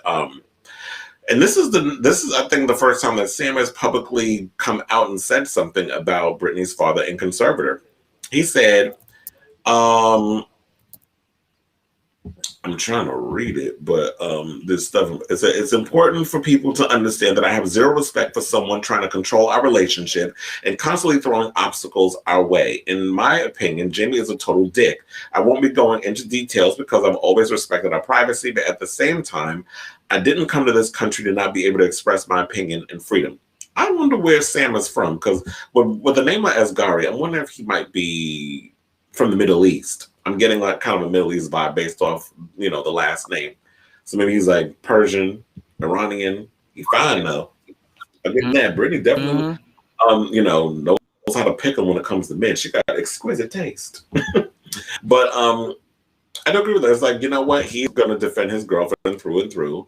And I hope she does get the help that she needs. I mean, I know Sonny says that, this conservatorship, she may not be able to get out of it because no one has ever done it. But you know what? Like I always say, there's a first time for everything. So maybe she will get out of it. I agree. I mean, the reason why is never been, challenged is, no one ever challenged it. So it's not that it can't happen. It's just there's no record in the law that, shows that it's possible. Like, but, like everything, people said Obamacare and gay marriage impossible. You just gotta, have the right case, the right people put the right case out there. I mean, clearly she's cognitive. So it's not like she's, I don't know. I can't even think of anyone, but she's not, an imbecile. She could think for herself, basically. Like, so, whatever the kind of. Yeah. Mm-hmm. Go ahead. No, whatever the father is trying to do is clearly has to do with. I think the father really wanted to. I think that's what it was. I don't even think it has anything to do with mental health because, like, clearly. I mean, okay, she, I according to the documentary, she clearly was dealing with some postpartum depression, which obviously is very common for new moms. Women after they have children, right? So the media obviously and took people realize took you forget what the beating of the umbrella came from and all that stuff. And the media got the best of it, so and that's just kind of how it snowballed from there. Because the paparazzi pissed me off too. They were like, "Oh well, we didn't know that she was going through so much because she didn't say anything." I'm like, you couldn't tell by her fucking body language? Like, are you dumb? So to me, I'm like, you guys were not interested in her mental health. You didn't care about her. You didn't care about her well-being. You were caring. All you cared about was getting that shot so you can get your $2,500. Or however much the photo was going to go for, the money shot, so that when you can live well off of those photos. I hope whoever those paparazzos that took part in all of this, I hope they saved their money. Because paparazzi, that whole situation, that whole world is not like that anymore. And I feel like laws were put in place because of the way the paparazzi were. But wait a minute, when you did the trending story thing, what did Perez Hilton have to do with the situation? Do you think maybe, well, I do believe that he had a lot to do with what was going on with Britney because his blog was pretty much profiting from what she was going through, and you know, people like Lindsay Lohan and so many other girls. I feel like the one person who has managed to make it out unscathed during that era is Paris Hilton. Well, I don't know about that. I don't know about that. I want to see Paris. Her documentary is now on Netflix. She just revealed something regarding. I saw like that she was apparently raped in like when she was younger in school or something like that. I'm not sure the whole story, or assaulted or wanted to. So she's you know, and people are starting to dig deep. But yeah, but before we get into all that, because Lindsay Lohan's connected to all that too.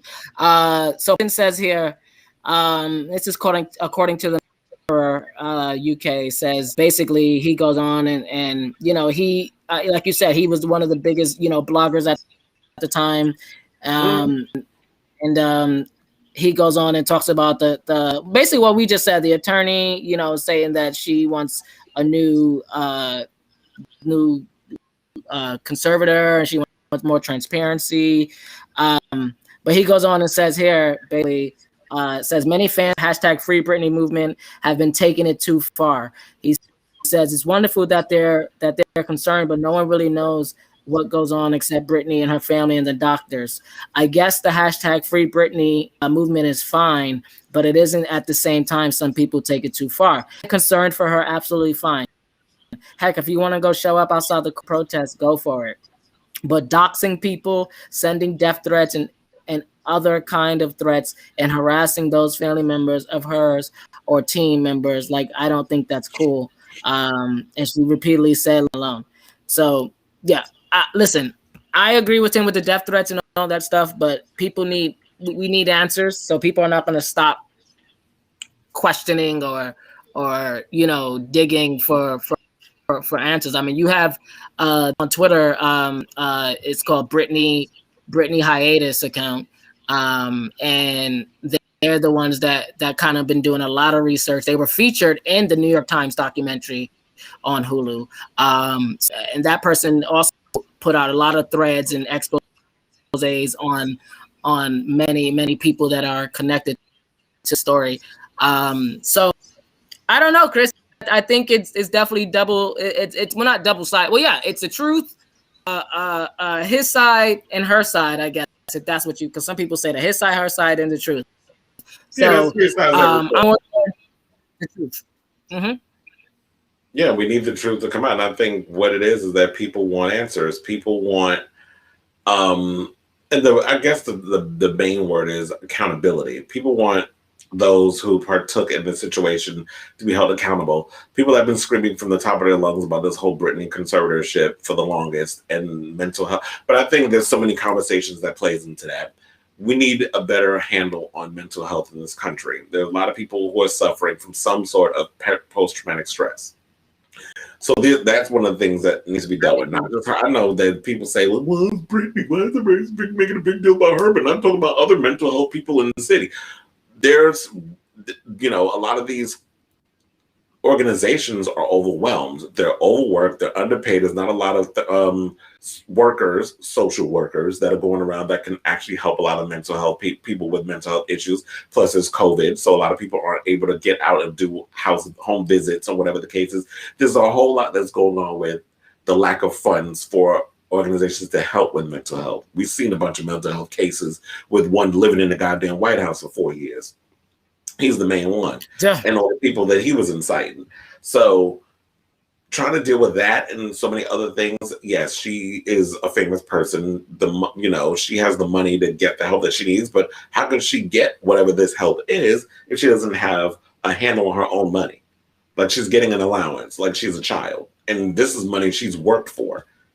You know, if she wasn't competent, how was she able to get on stage and do a whole residency in Vegas? How was she able to travel around the world afterwards to do the show in select places and then come back and get set up for another residency, which was supposed to happen before her father got sick and she decided to stop working in general? So there's a lot of factors that plays into it. There's a lot of things a lot of answers that we need. we have a lot of unanswered questions, and I just love that this documentary took the time to highlight a lot of questions that we had. And yeah, I guess that's all I got to say on that. We'll follow this story as it continues, because there's going to be right. But we definitely need more documentaries. I want one on Lindsay Lohan. I want, I already said they got one on Tina Turner coming, but Tina Turner is not in the same situation as a Britney. So I do love musical documentaries, but I definitely think we need one on Lindsay too. And the fact that, she has all parents as well. I'm sorry. The reason why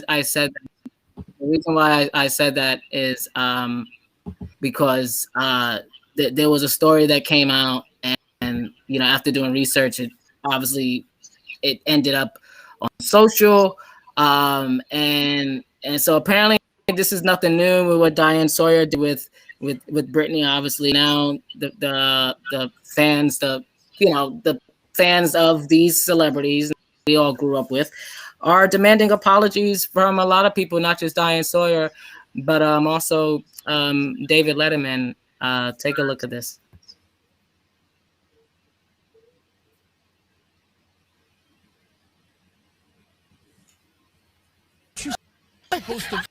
Aren't you supposed to be in rehab now? Do you not watch anything that goes on? I do. Tabloid now? Now here's what May 2nd. I was under the May 2nd. Yes. And how long will you be in rehab? 3 months. How many times have you been in rehab? Several. And how will this time be different? What are they rehab, first of all? What is on their list? What are they going to work on when you walk through the door? We didn't discuss this in the pre-interview. But it'll be 3 months. No, I think to be honest, I'm when I'm working and the healthiest, and I think this is an opportunity for me to, focus on what I love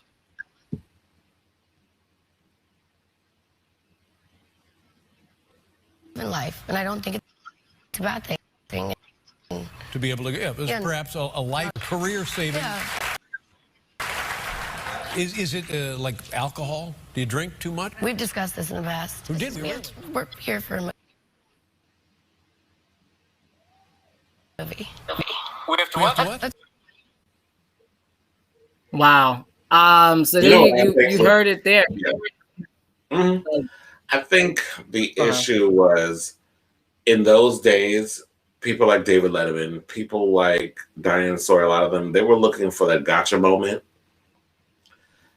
Just something that, it was viral before it was going viral. Like, you had to watch these shows. Like, there wasn't like a viral moment where it was like, oh my God, it's all on social media. Like, you literally had to watch these shows and you saw what was happening. And it was just looking, David Letterman was always a little vicious and very, yeah, I agree. Like, he was very in your face when it came to his style of interviewing. So it was always, his humor was a bit dark and twisted. Like, he's not Jimmy Fallon. Like, he's not going to kiss your ass and he's best friends with every fucking body. Like, Jimmy Fallon, when you look at him, he's scared to even ask people questions. And people don't want that. That's safe. It's boring.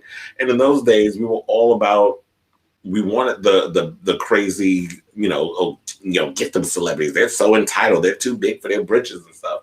But the question that should have been asked was, what is it about Lindsay that caused her to drink and be doing drugs? Why was she in that space where she had to go to rehab multiple times? People don't never look at, see, these are the things we analyze it now. What's going on in her past and the hereditariness of her parents, who have issues with substance abuse as well, plays into her behavior, and her sister's behavior, who I think has an eating disorder, because that girl looked like, you turn her sideways, you don't know where the hell she went. So the fact of the matter is, when you look at someone like a Lindsay and a Britney, when you look at people who have issues, I always try to find out, why is it that they're behaving this way, and not, they're a basket case, dismiss them. They should just get rid of this. What's the issue? What's the root of the problem? And I think that's what people need to start wondering is, let's get to the root of the problem and help you get on that road to recovery. And I think it's stemming from she and Brittany got similarities in their upbringing and the having two toxic parents and being a witness to that, and entertainment being your escape. And also when you have people in the industry who know that you are a child from a broken home, be it a single parent household, or you have two parents who aren't seeing eye to eye, a lot of pedophiles who work in the industry take advantage of that. And that's how they pounce on you with certain things, be it verbal abuse, microaggressions, sexual abuse, any kind of abuse. Because first of all, I don't think grown people should be hanging around children because kids aren't your friends. If I'm working with some kids and I'm an actor, you're my coworker. I'm not hanging out with you. We're not going to my house and ride roller coasters or whatever the case is. You need to find you some kids your own damn age and do that. But yeah, so I feel for Lindsay, and I hope that, you know what, I can imagine that her story will get told, whether she tells it or not. But it'd be interesting to revisit that, and they're revisiting this as well. But speaking of people who, you know, framing Britney Spears in that whole situation, word on the street is they're doing a framing T.I. and Tiny. So we can talk about them because the latest report that you alluded to is that their show Friends and Family Hustle has been suspended filming after the sexual assault allegations against the show's leading couple, Clifford T.I. Harris and Tamika Tiny Harris, came to light. So as you know, in January, Sabrina Peterson accused T.I. of holding her at gunpoint in a previous altercation. Peterson also shared a flurry of anonymous confessions on her Instagram story, where more than 30 additional women later came forward sharing similar stories of abuse from Harris and his wife, including acts of trafficking, drugging, and coercion, because, you know, they have an insatiable sexual appetite. In a statement to Billboard, the couple says they are emphatically, I bet you we can't even spell that word, but let's continue, deny in the strongest way possible to egregiously appalling allegations being made. The Harrises also state that they have been at odds with the primary accuser for well over a decade, and that legal action will ensue if she fails to end her allegations. Well, if you were having issues with her for over a decade, wasn't it like 2 years ago that he took a picture with her son? So these two don't clearly know math. And you can't say you've been having issues with somebody for over a decade, but then you was hanging out with them as recent as, 2018, 2019? So, yeah, so the people over at MTV and basically said that they're aware of the allegations, and while they are not connected to our show, we have reached out to T.I. and Tamika, as well as local and state officials. Given the serious nature of the allegations, we have decided to suspend production in order to gather more information. Well, I don't know why y'all kept, first of all, who is watching T.I. and Tiny's Family Hustle? I wasn't even watching the original crap that they was doing. But apparently y'all thought that these two who need subtitles whenever they open their goddamn mouth, y'all decided to think that, oh, well, they're interested enough to give them another damn show. That whole Wally and June Cleaver, but the Ratchet version, or the Ratchet Huxtables, to me, I don't know who bought into that whole, situation, because I wasn't buying it. Like, those of us who've been following entertainment have been aware of T.I. and I guess this is them trying to, this show was allowing them to kind of clean up their image and make them seem very, at home. But no, they were just ghetto to me. I didn't particularly care for them. I find her and him annoying. And he said a lot of things that has pissed me off, so it's turned me off even more. But they're suspending and then gathering information. As they gather information, so we don't know how long this is going to take, because this could last a while. I don't know. Do you have anything you want to add to this story before we move on? No, child. Just throw away the key. Oh, okay. So moving right along, let's talk about because we talking about trash. Let's talk about that old coon Van Jones. So he appeared on The View on Friday and was talking about that he was blindsided because Sonny and Anna Navarro basically dragged him. So he's apparently doing a documentary with Nutmeg McCain. I don't know how much she's participating. Maybe she threw some money at it, and some of John McCain's money and some of that Federalist money, and got it funded. Because I didn't hear her doing any voiceovers. I didn't see her out in the field, like he was, I don't know what kind of documentary this thing is, but it just seemed like they were trying to get people from all walks of life to kind of walk a mile in people's shoes and see, like, you know, we're a lot more like than we aren't. I don't know what this hell this documentary is about, but it's supposed to be about a bunch of all, you know, I'm not watching it. I can give a damn clip in case y'all want to see my girl Sunny drag this heifer, this lisping queen, through the mud. Roll that clip. No, I don't have it. Oh, that's the picture. I felt like I was on the radio. We'll talk about we'll play the clips and all that. I'll talk about this again on Saturday during the podcast. So we can give the music, the audio clip, and all the context. I literally thought you were about to press play, but that's a still. How you doing? Yeah, so they basically went in on him, and he had this to say. He said that I guess he wanted them to kick his ass because, you know, he said, y'all don't give me 90% of the credit. And last time and then even said, oh, yeah, he'll take a picture with anybody, including people like Candace Owens, who is a vile, sunken place, nappy-headed, no edges having heifer that throws her own goddamn people under the bus. Bitch, throw her out in the field like y'all did Kizzy and Roots.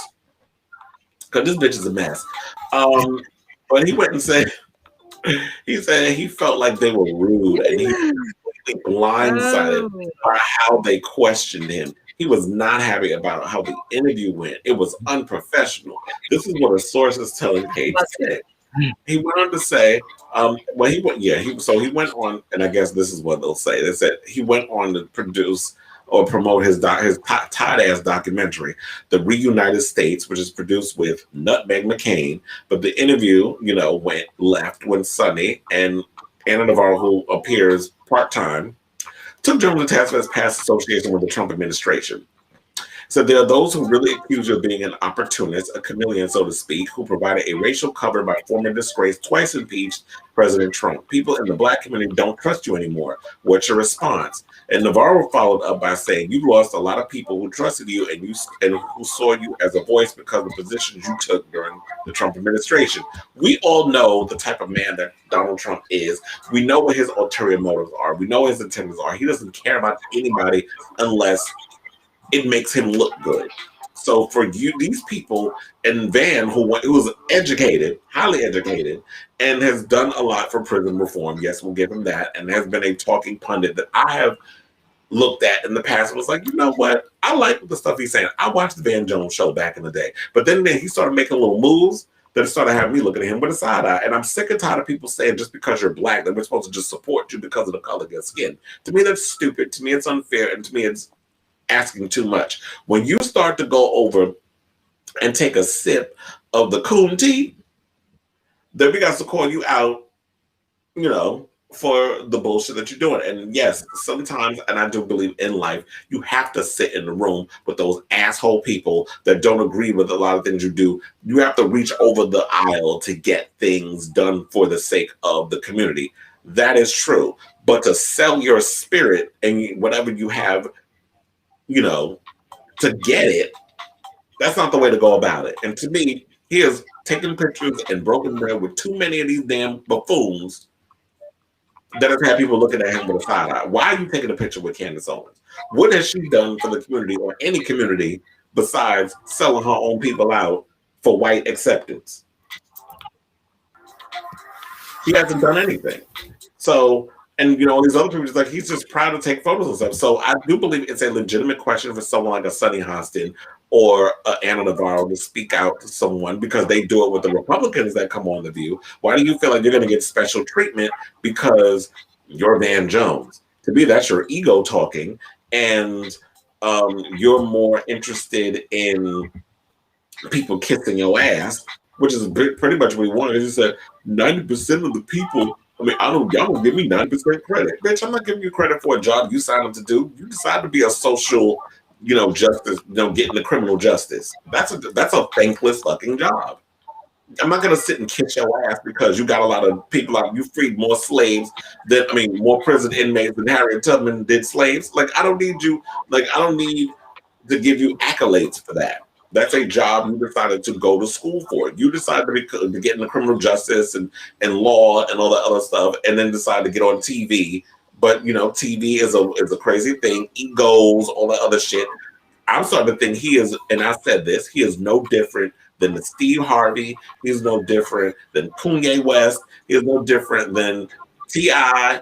and who else? The 50 Cent, all these egomaniacal black men, and even Ice Cube, who all of a sudden now is talking about, I want to go speak to the Biden administration and see what they got going about the same thing he did with Trump. And I'm looking at it like, but you said you talked to Biden and nothing came of that situation. But you got further with Trump. Now all of a sudden you want to go and see with this man. So to me, you're full of shit. You're phony. You're all about the applause and accolades. And to me, this is basically an ego thing that I see with him. I saw his tweet. I mean, I think you or DJ sent me like his tweet and was where he was sitting up in there whining and crying. I say, well, it seems like somebody got your ass triggered. Sonny and Anna got you triggered. He said producers told him they were questioning. Huh? Oh yeah, you saw my tweet too. He said producers told him they would question him about his flip-flopping. Anna and Sonny, like many other influential voices, gave Van the chance to not only address his conflicting political positions, but also his cozy relationship with Trump. But isn't that what they asked him on? Like they asked him on his flip-flopping, right? But I guess maybe he expected to word it a certain way. Mm-hmm. What else? It was like, it's unfortunate that it's... Wait, say that? No, I'm just saying. I'm just like, it seems like he thought it was supposed to be one thing, and they came in, they weren't having it. We're over the shit. Exactly. Well, the View producers have pretty much clapped back at Ms. Jones. So they said, it's unfortunate that instead of addressing the very real distrust of him within the Black community, Van chooses to attack two women of color via social media, hiding behind the guise of unity. They continued, Van is taking a page from Donald Trump's playbook, yes, because he's a misogynistic asshole, whom he called a uniter-in-chief in 2018, then got on TV and started crying. I'm like, Queen, please, get off my TV, this bullshit. His exposure as a persona... It said his exposure as a persona non grata in the Black community is clearly jeopardizing his gift. And now, a spokesperson for The View said that Jones did not complain about his appearance. It said, this is nonsense. None of the producers heard from Van after his appearance. He more than held his own, and clearly you have to be ready for anything when you come to The View. And that's what I said. Child, first of all, are you new or are you dumb? Because first of all, everybody knows when you go on The View that nobody's going to sit up and then kiss your ass. You're going to be held in the hot seat. Yes, they're gonna hit you with your little softball questions. And you know, Wolfie ain't gonna say shit, but just we'll be right back. But everybody else is pretty much gonna come at you and be like, they're gonna ask you the softball, and then they're gonna ask you those hard-hitting questions. So you have to know that if you're gonna have 5 women on a panel, they're gonna ask you all kinds of stuff. They're not gonna lowball you. And exactly. I'm sure there's people in the Black community who probably felt ambushed by some of Van's views and his embracement of the Trump administration. And I think that they have every right to ask him the questions that they asked him, because these are thoughts. And for him to say that it's not true that the Black people don't trust him, I'm like, well, have you been living in a bubble? Because they don't. Me being one of them. And you and I have had this conversation, DJ. We've had our little private conversation. We have spoken about this, and we're all on the same page about Van Jones and how we feel. And there's been many Black people I know that don't trust him. So I don't know where the fuck he's been. Oh, maybe he's been. Oh, I know. He's had his head up Kim K's ass because, she's, the Armenian Harriet Tubman freeing Negroes from prison. So that's her new job now. Besides, passing off Northwest's paintings like she's the next Rob Dan Ross. I'm sure you heard that story. I don't believe it. I don't believe it. I don't think that the paintings are hers. I'm sorry. I saw it this morning and I'm just like, no, you're not to us. I'm sorry. There's not. Didn't have this young girl come on and like, oh, this is a young white girl. Like, oh, well, my mother is the okay. I don't care. You're not winning me over. I'm sorry. No, ma'am. Kim is doing the most. She puts stuff out there that she gets mad because people don't believe it. Oh, what you not gonna do? What you're not gonna do? Now you know she want to do that, but she ain't black enough. What you're not gonna do? You know, I don't care how much tannin spray you put on that body, bitch, you'll never be black. It's like, what you're not gonna do is talk shit about my kids. That point. Okay. You know if you want to do that shit. Okay. But anyway, I don't know. You want to add anything to Van Jones? Because I'm kind of, I think I done dragged him under the truck. I think I backed up over him and then dragged him again. Yeah, I think you gave him a good ass whooping. I just, everyone moving forward. We are. I don't know what to say, like because on one end it's like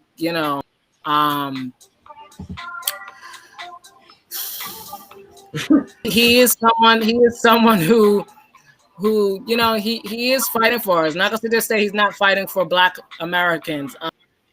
We're talking about as a culture, we're holding you accountable for your actions, and when you're taking pictures with someone like this, Candace Owens here, Lady Dry Edges, who clearly, right, Dry Edges, Candace Owens, who clearly, it's just like it, and not only, regarding her, just dry edges, if you will, but like it, this woman is also an insurrectionist. No, she wasn't at the Capitol, but she incited a lot of people with the rhetoric. And she been around college tours with Turning Point USA, which is a super situation that ran around college campuses, along with the fellow gay Rob Smith, another one who's out here trying to get people on his good side. And it's like, we're talking about your actions, sis. Like we're talking about the fact that you are aligning yourself with people who give two shits about the sanctity of Black culture. They step on us, they demean us, and then you use the same tactics to get us on your side. So now when you come on a show, that Black woman, Black and brown woman, Anna Navarro and Sunny Hostin, not going to sit here and let you. And Sunny worked on Anna and Sunny worked on the same damn network as it's not y'all set him up. That he knew what he was getting into. These women are not going to have it. Exactly. Because, and I was just telling DJ today, like the problem is that, and I'm gonna say I said it to him, us Black people, men and women, us Black people, we have to deal with the fact that unlike our white counterparts, no matter how much we aspire to be like them, we will never be them. And they will never be Trump. Okay? Stop trying to act like once we get to a certain class or a certain level, we could sit there and aspire to be white and do with their tactics. We can't act like them. We can't go and do certain actions and come back to the hood and come back to the culture and sit down. You think you're gonna sit on the same block. Like, we can't do that. Black people, we have integrity, we have respect, we have morals, we have standards, and we're not going to sit here and let you walk over us, because that's what you're doing. You're working with the administration. Say what you want about what he did for a certain group of Black folks, but you're with an administration who wanted us dead. People act like we forgot almost 7 months ago he set the military to shoot Black lives across the street from the Capitol. Do we forget? Like, come on, but they want to act like, just like these Republicans, that it doesn't matter. Let's move on. I did it for, like, he said at the end of that clip, if you listen to the whole interview, at the end, when they cut him off, Joy said, take a nap. He said, laws mean more than people. Get into those words. Laws mean more than people. You could take that as he said it, or you could take that and break down the semantics on that. What kind of person would say something like that? And what does that really mean? A cultural opportunity. That is white supremacy. Period. That's what they'll say it, an opportunist, and that's that's one of the things I said I don't like. I can't stand an opportunist, and that's what Van Jones is.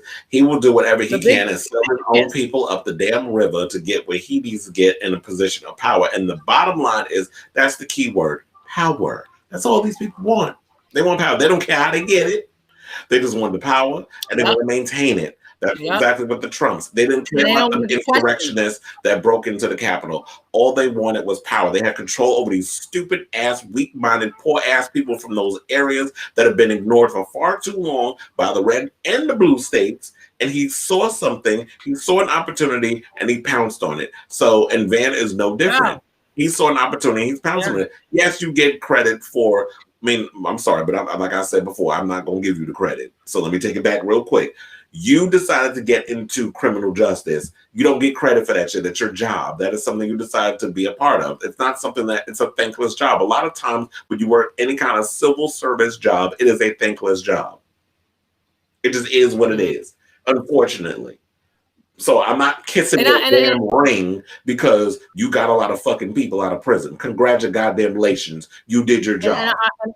And I want to say real quick, like, and it is not that, like, you know, because in this, unfortunately, these Republicans and Democrats who participated in it, they made this political stratosphere to the point where you have to play their game. And that's what I'm saying. Like, you know, we you know, of course we understand that, you know, we had to get dirty to help Joe Biden and, you know, win this damn, you know, these people had to walk over pins and needles to go vote to get the Senate and to turn Georgia blue in Arizona. Like, so we know what it is to have the you know, people against us, but it's the fact that you don't have any morals, and that's the problem. Like, you will work with anyone, and that's called Machiavellianism, and that's something that we have to, you know, hold people accountable for. Like, you know, the only way the rich stay rich is to look to take on the poor, to step on the little people. And that's what Van is doing, even though he may not see it as that, because again, him is about law. It's about having my name as precedent. When you look on these papers after I'm gone and dead, it will say, you know, the case will have his name on it. Cares about? That's called ego, opportunistic narcissism. Like, that's what it's called. And because two black and a black and a brown woman checked him, and as a black man, we know black men don't like being checked.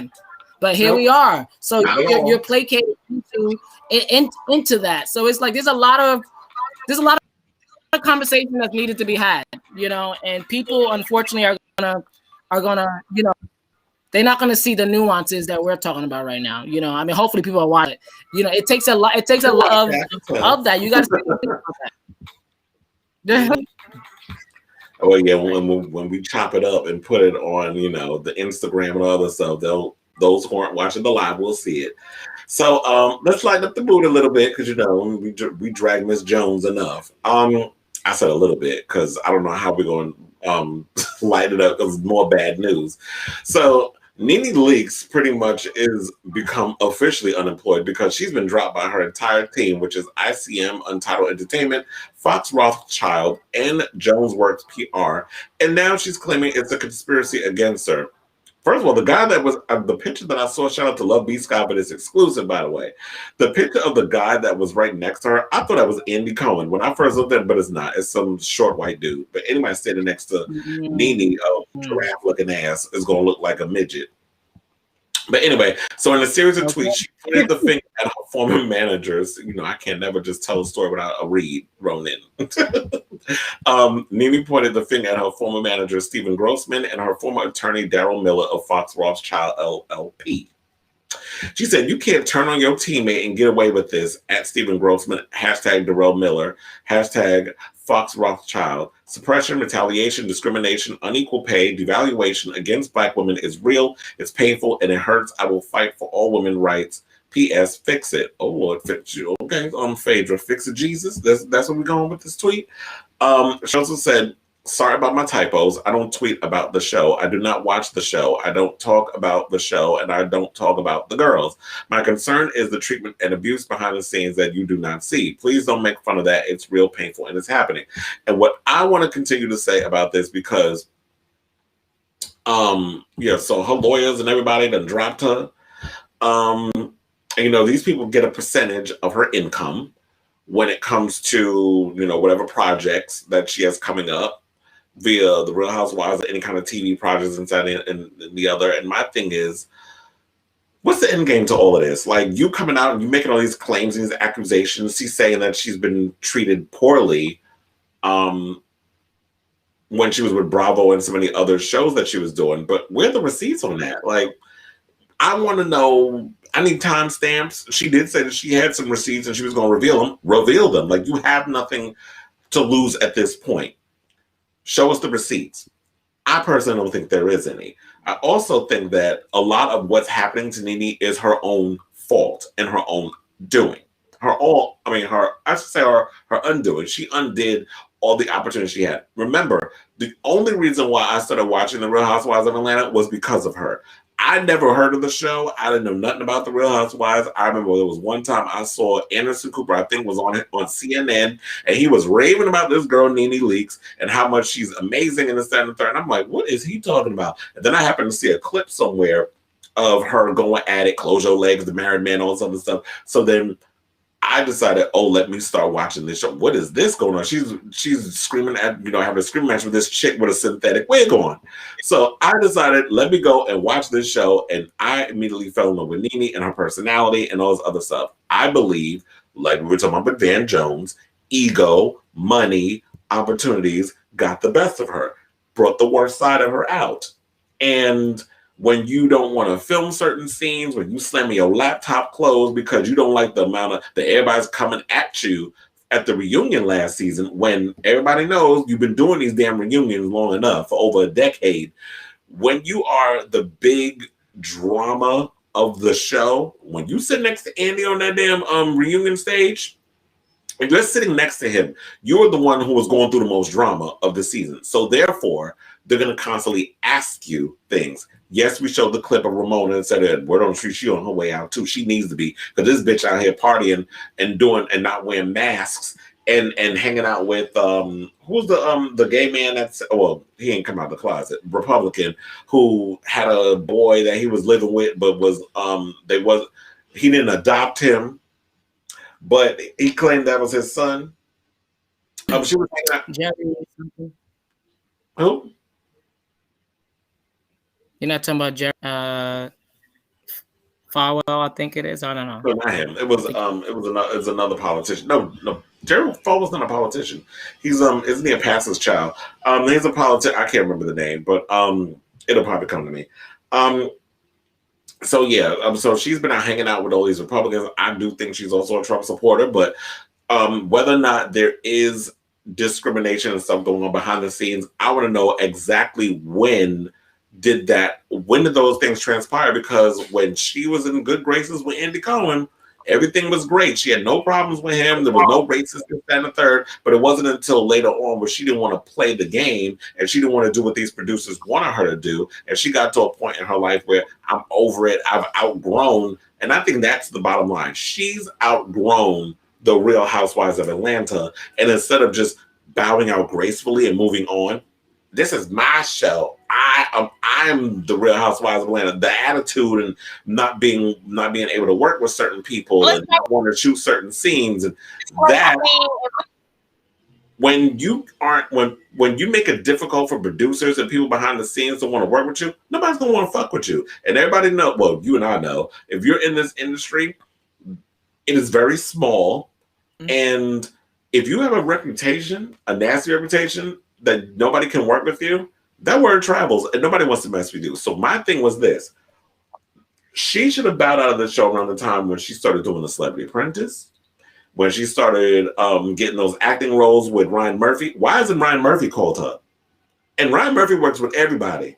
Or as actors, he recycles and uses the same damn people. He's used Sarah Paulson over the years. She's an amazing actress. He's put her in a lot of things. He's put Kathy Bates in a lot of things. How come he can work with all these different women, but he can't work with Nene Leakes? This has been in the time when she should have worked on her acting career and progressed in that way and tried to get her acting thing on and slowly started moving out of the Real Housewives. But she just didn't know when to bow out gracefully. So she had to get to the point where, we got to demote you or fire you for you to get the hint of like, you know what, maybe it's time for me to go. And by the time she left, it was too late. Now nobody wants to mess with her. So no one's willing, I guess, to take that risk and make her money and make money with her. So what do you think about this story? Because this is crazy. I see it differently. I see it totally 100% differently. I am really kind of I'm on her side here. Only because I think there's more to this story. I think that one thing that we don't realize is that what it's like, because you have a good point. Why isn't she being called? But I think we don't realize on just like just like soap operas, for instance. It's a dying breed, and it's not taken serious. It's a silo, of actors who are just shuffled around. Go to each lot, you get written off here, so you go to another place. Like, and I think that when it comes to this reality TV world, the same thing. Like, and I think Hollywood don't take them serious. And I think Nene went on interviews and auditions, and I think a lot of people just don't take them serious. This conversation with my dad a lot about soap opera. General Hospital fan. Why don't they go nowhere? Back in the 80s and 90s, George Clooney and such. That's not the way it is anymore. And these reality stars only have 15 seconds of fame. And Nene made her mark in Hollywood, but a lot of it is, a lot of invitation. But same, I also think it's because of Hollywood just don't see it. And you say why is all these other people doing shows and stuff, but those people who are doing shows are white women. Vanderpump has a show on E, and she doesn't even show up to the last reunion. She didn't even show up to taping the last Real Housewives. Like, she get to do what she want, Ramona what they want, and Nene constantly has been on the same mission. She's been constantly act just like Jussie. She's been on the same statements over and over. There's racism and discrimination going on. We just saw Monique Samuels she retired basically from reality television. The list goes on and on. And just because that there's no other black woman speaking up is because they want their bag. Portia wants her bag. Outside of Nation, what does she have? So everyone has to keep a check. And unfortunately, willing to take the hit. But I think the problem is that people believe the narrative. The narrative has been painted on her as a black woman. It's easy to paint a narrative on a black woman, specifically in Hollywood, to say she's horrible to work with. Andy Cohen has connections, so it's easy for him to squash her. And he can't squash Kathy Griffin the way he can squash Nene. That's just the reality that we have to learn how to deal with. But if people want to get in their feelings and say, yeah, she's awful because, she don't want to show her closet, and I don't care, like, who cares about that? It's about the fact that a black woman is crying for help. She's crying wolf, and no one wants to believe her. Everyone wants to sit here and throw her under the bus because people are taking the Nene that you see on TV and not seeing that a black woman is saying the same thing consistently over and over. And to the point of her getting rid of her entire team, I think this has to do with the lawsuit. You got to remember, like I said, reality, just like soap operas, is a small world. Your manager on soap operas will manage you. They'll manage Susan Lucci. So I think her management team not only managed her, they managed a bunch of stars. So if my client is going at the helm, they're going against Bravo TV, NBC Universal. That's going to fuck. I'm the publicist for Kenya Moore or whoever.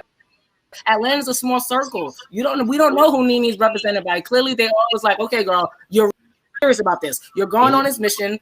And the last thing I said, I was like, if the minute her defense attorney, Ben Crump, the minute he leaves her, then I know it's a problem. Everyone that left, not Ben Crump. There was personal managers, publicists. She could get that again. She could find a publicist. You could, your grandmother could be your publicist. It doesn't matter. As long as you know how to damn send an email and be punctual, you could make things happen in this industry. But that's not the point. The point is that, again, there's a black woman crying for help.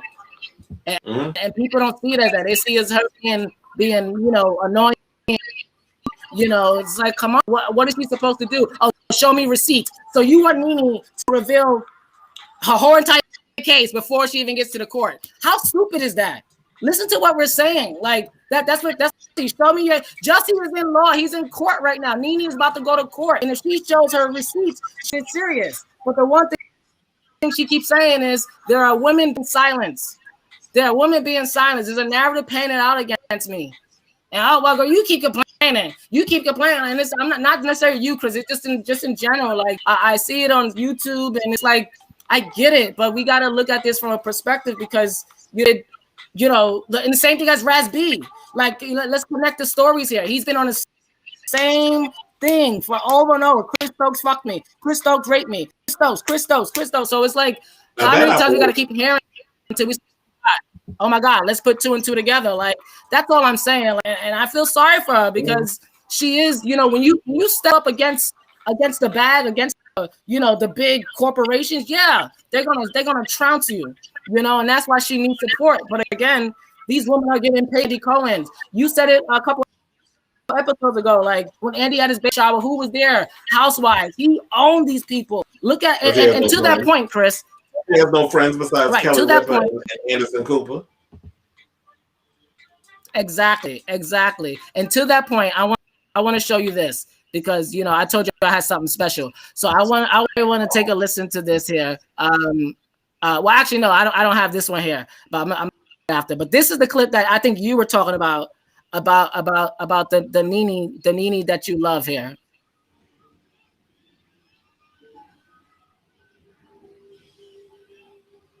We have a problem with each other, then let's talk to each other. But we're all human and sometimes we make mistakes. I know, but don't.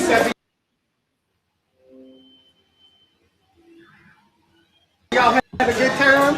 Yes, we have. And I hear y'all are gonna dance tonight with the band. Look, honey, she didn't want these legs. Oh, child, please. Oh.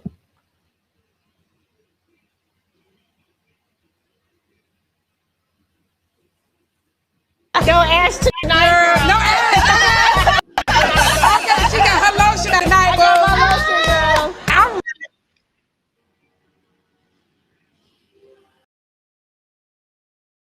really happy with you. She said she would never be my friend. We are friends.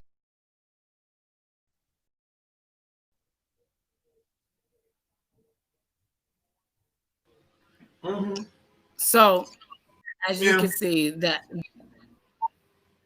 was the that you were referenced to, like that's Nene everyone loved, you know, but that was that's the you know, obviously the stages of you know when things were good and you know at that time. That's the Nene I love too. I love the Nene. I love the season with Nene, well the one with Nene and Kim and Sheree, all like that was the time I was loved.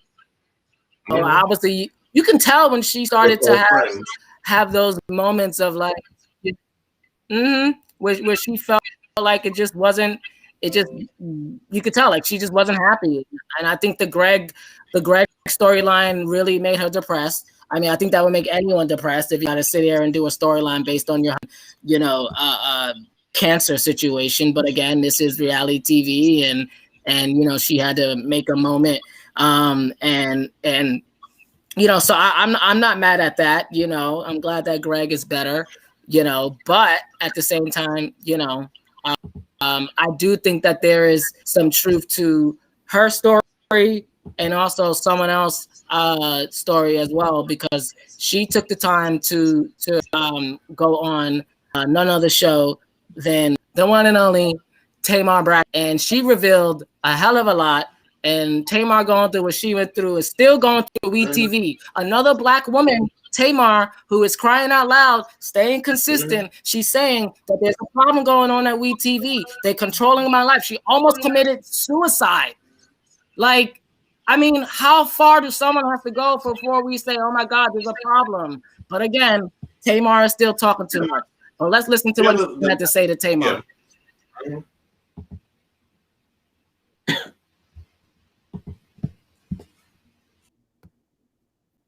We don't want you to do the show no more. At least give me a heads up. Dude. They're not gonna do that. Pulled the plug and nothing, and allowed Lonnie to take the fall, Adrian, Jeannie, and myself. And we up here battling and fighting as black girls, and they don't care. scratching No. and bowing and pointing the fingers. You know what I'm saying? And we're not on a reality show. This is real life. So when does reality TV stop being reality TV and becomes reality? That's the question. Because reality TV is better than reality. Because, you know, reality TV is a little twisted. That makes more money.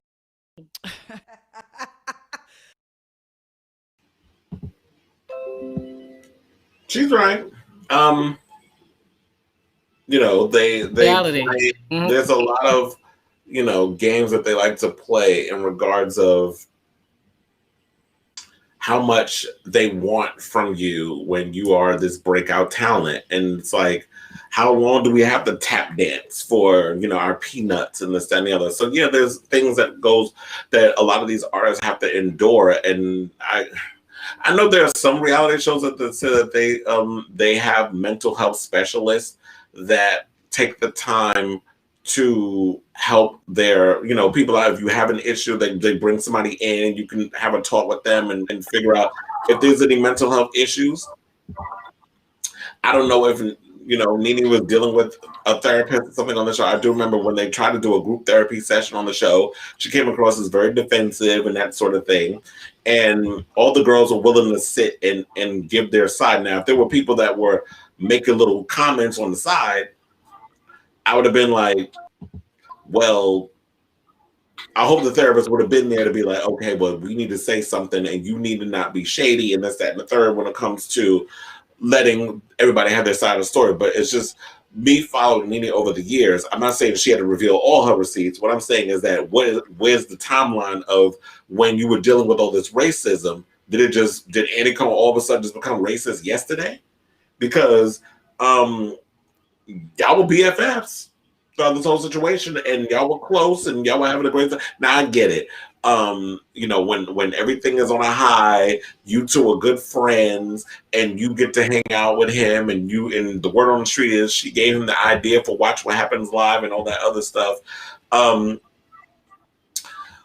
So that's all I want to know. I want to know where was the timeline in regards of her having this issue with Andy where he was a racist and she was dealing with all these microaggressions. I'm sure there was some things that was going on behind the scenes because quite as Kev, when you think about a lot of these networks, when you sign on the dotted line and you become a talent, they own you. And like I've said numerous times, unless your name is Tyler Perry, you can't do whatever the hell you want when you're working for NBC, Universal, and all these other companies. Tyler Perry owns his own studio. So therefore, that man can do whatever the hell he wants. Now, I haven't heard anything bad about Tyler Perry in regards to what he does. I mean, besides the fact that he writes horrible-ass content, but that's a whole other conversation. But with Nene and stuff, if you're gonna be David going against Goliath, this is what happens. You're gonna go against NBC. These people are going to do it. Now, if you want to keep, I'm not saying that you got to shuck and jive and be like, you know, coon and buffoon in order to keep a job. But sometimes when it comes, you get fired from a situation. Sometimes what you got to do is suck it up. Like we've all been fired from jobs. Suck it up, move on, and use an opportunity because you have your managers, agents, all these other people help you find a gig somewhere else. And I always say, success is the best revenge. And you get to go and do what you got to do in that way. So once you show, you know, Andy and the rest of them that, look, I don't need you bitches, I got a job, then it is what it is. But before we wrap up, I do want to say this.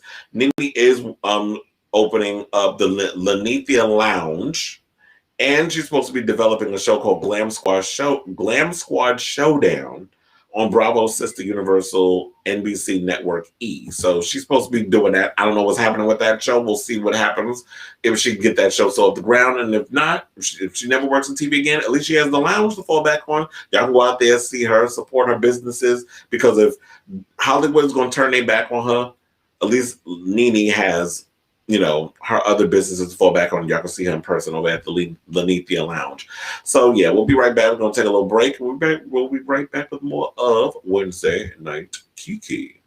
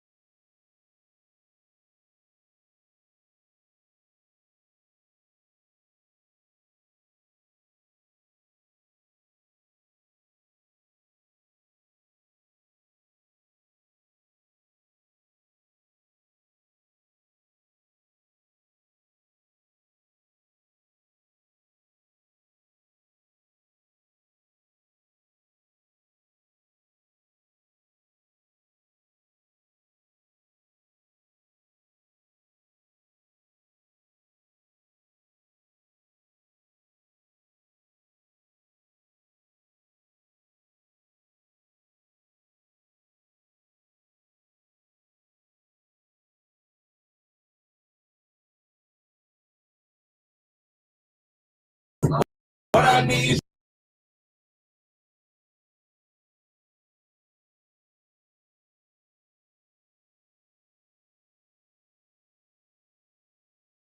you to throw a smile and I'll spit. Huh?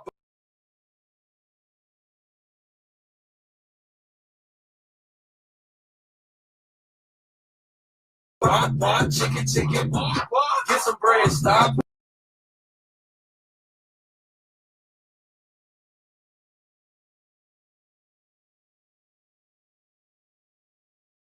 Playing with it, shorty. Let me get some.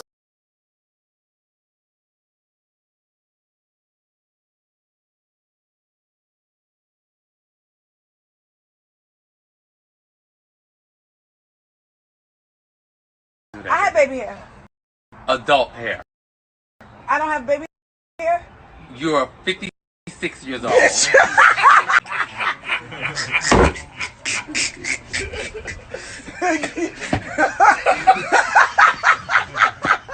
Where's the baby, sweetie?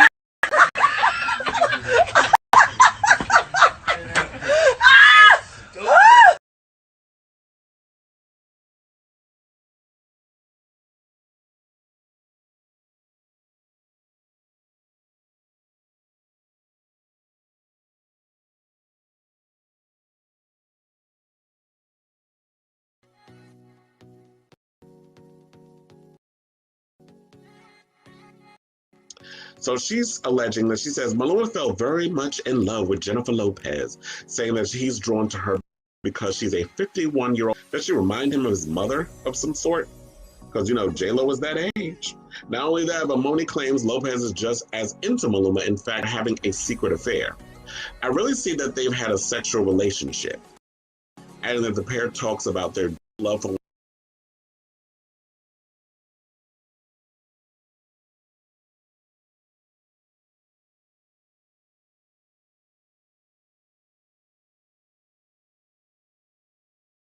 one another all the time on the phone and on WhatsApp. Okay, girl. But she didn't stop there. Moni also alleged that in addition to being obsessed with J-Lo, Maluma was also sexually attracted to both men. And always loved about makeup artists, particularly, or people that work behind the scenes, whether it's hair, makeup, or even in any part of the beauty situation.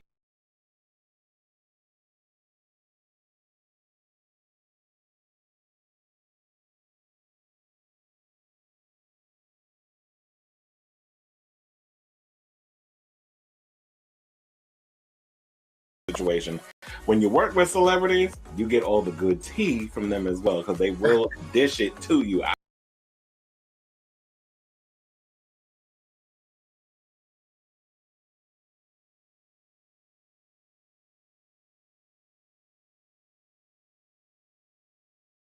I know, because I've been on many sets, but he'd be beating up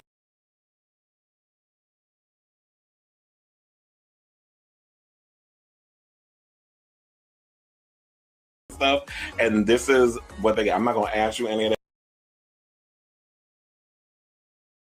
that because we don't want to be that messy.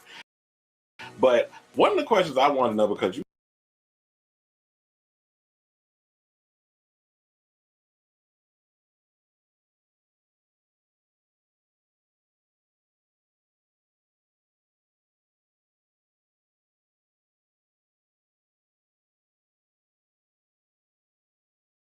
said you work with Deb Annie. Do you think support her? Because that's the story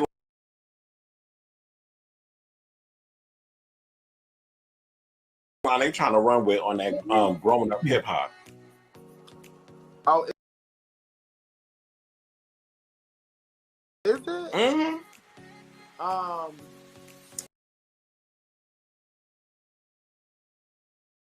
I don't believe it. I think it's a made up storyline for the show, and I found some other stuff, but this video right here was another video that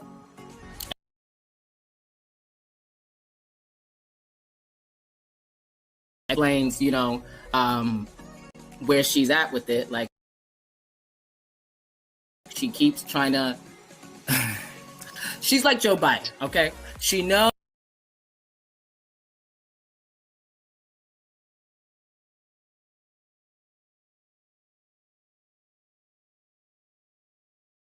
knows that the outside, the melting pot is brewing.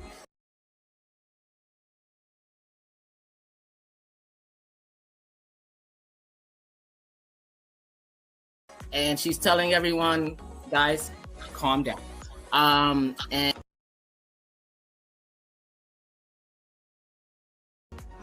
And you know, I think we have to listen to her at the same time, still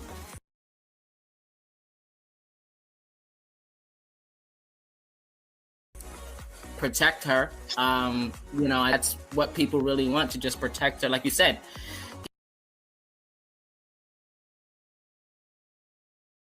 He's been a conservator for ever, it feels like, and I think it's time. Yeah, and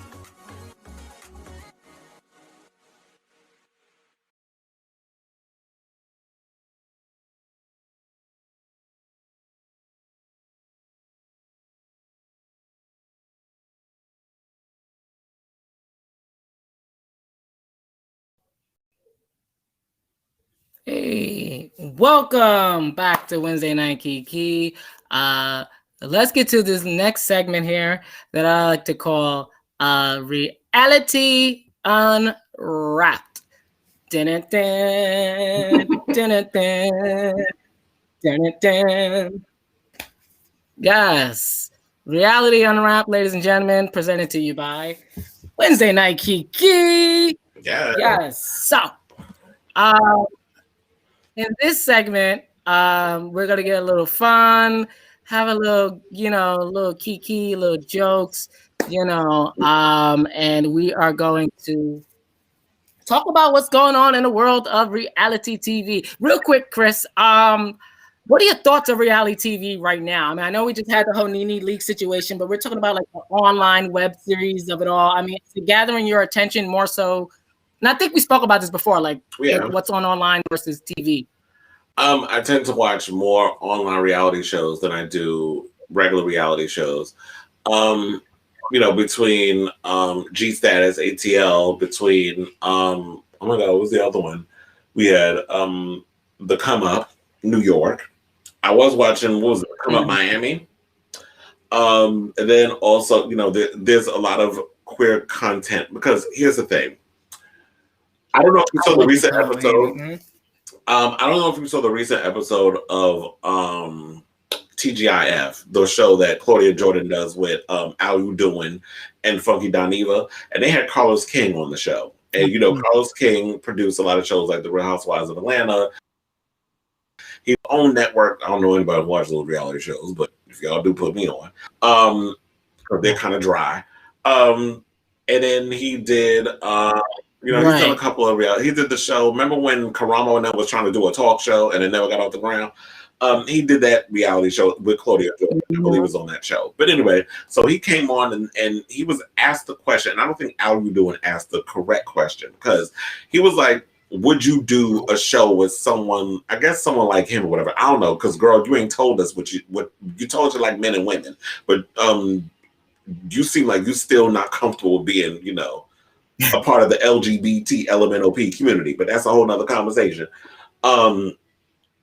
But what the question should have been asked, isn't that Star Jones next? Yes.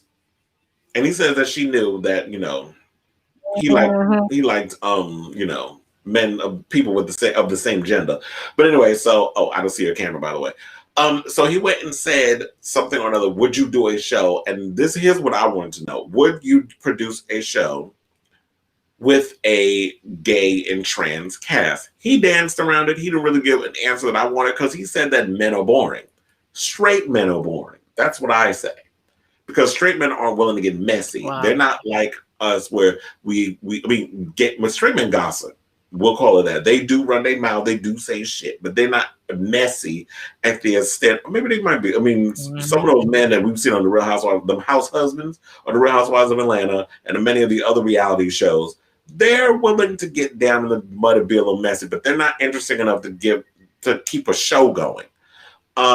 But if you did a reality show on a major network with gay men, and don't bring up the A-list and all that shit was dry as hell and boring. And then to me, a lot of those shows were more or less interested in not trying to offend the community because, oh, you're setting us back 20 years or you're doing this. And to me, I feel like if you did it in a segment where like you had a Real Housewives with gay men trying to come up and be entrepreneurs and this, that, and the other, or Love and Hip Hop without gay rappers and R&B singers and trans performers and stuff, you did a show like that, which we kind of see with what's your boy Nunu show? I always forget the name of that damn show. Oh, because we are going to talk about that show, by the way.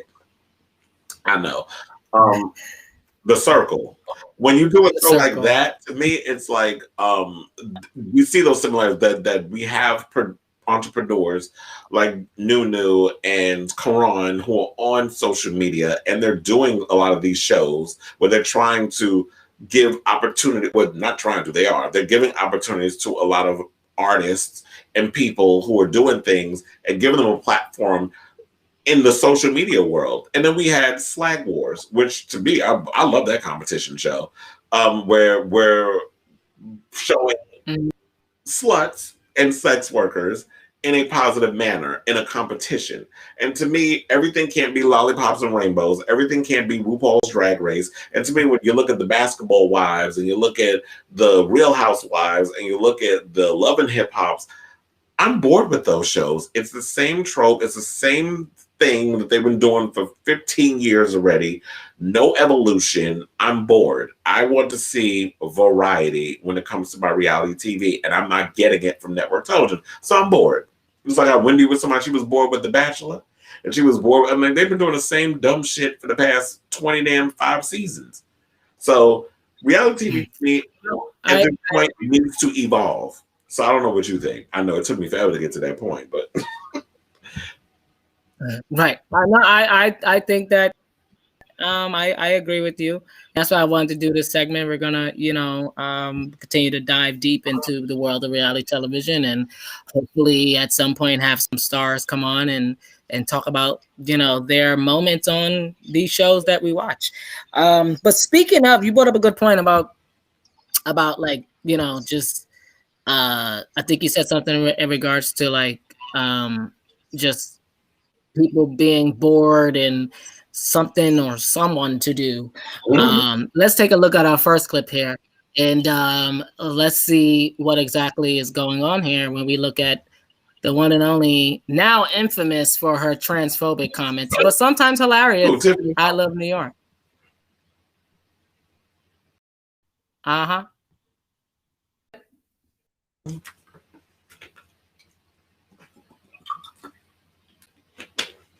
Play with you and don't deliver. Obviously.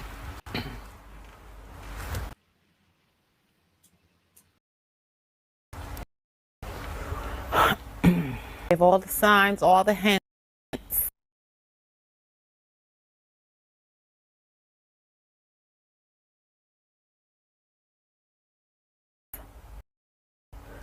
I have to keep my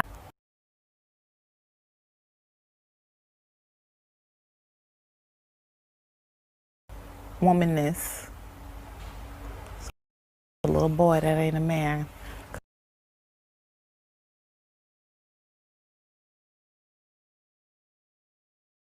Could have jumped all over this and had it left, right, sideways, and from behind.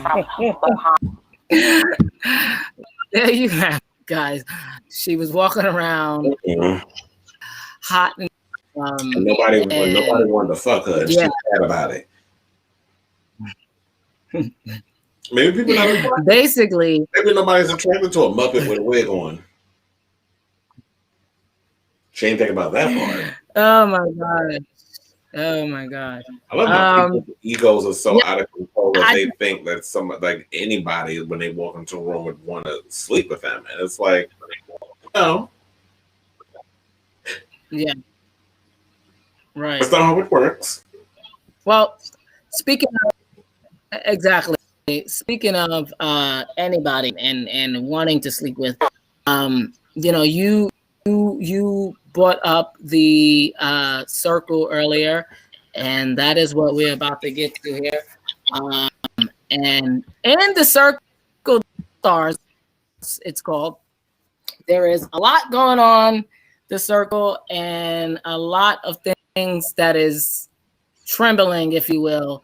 And I know we watched it somewhat. I think we caught up because your boy Nunu is so damn late with the episodes.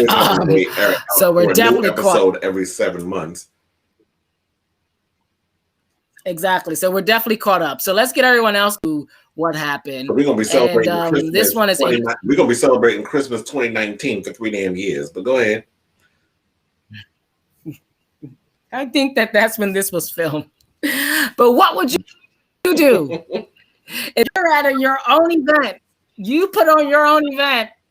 The man that you bought for you is interested in somebody hitting else. on someone else right in front of you. Okay.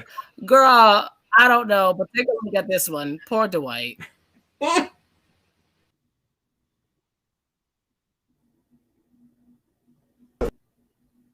And then he goes, I'm helping him with Boomerang. And then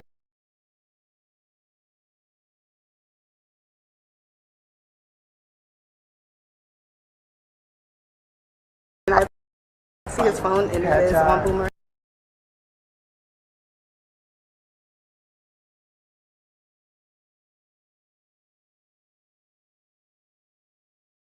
Okay. We start noticing the date getting a little close to one of the tour guides. And that's why he got the first pour over there. I caught that. All right, cheers, y'all. Like, bro, like, you're supposed to be here for him. Well, he should date no more. It is what it is.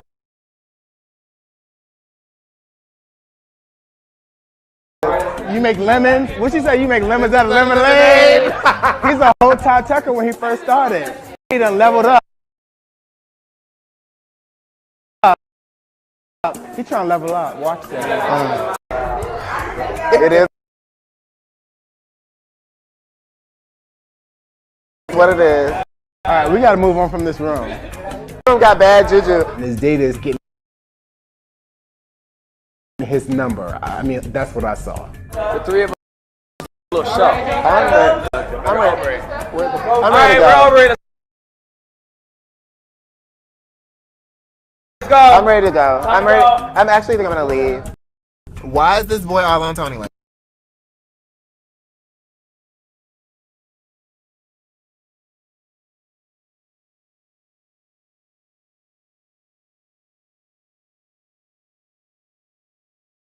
That.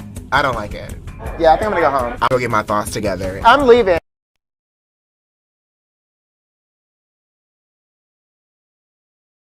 Actually, I'm gonna. You guys have fun. I'm leaving.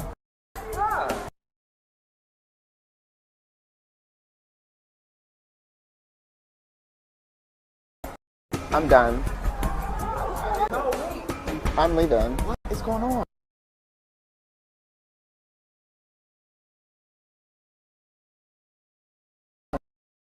I'm gonna go. I'm leaving. It is serious.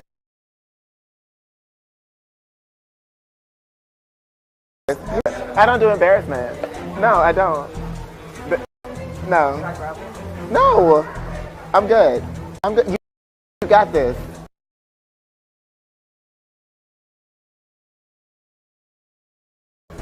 You got this. I don't do public embarrassment. It's not my thing. I'm too classy for that.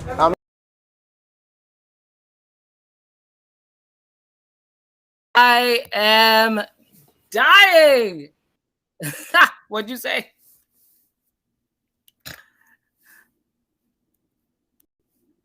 Oh, wait. Let me put you up. Bitch, okay, there we go. Go ahead, say. Keep beating me. Right. But anyway,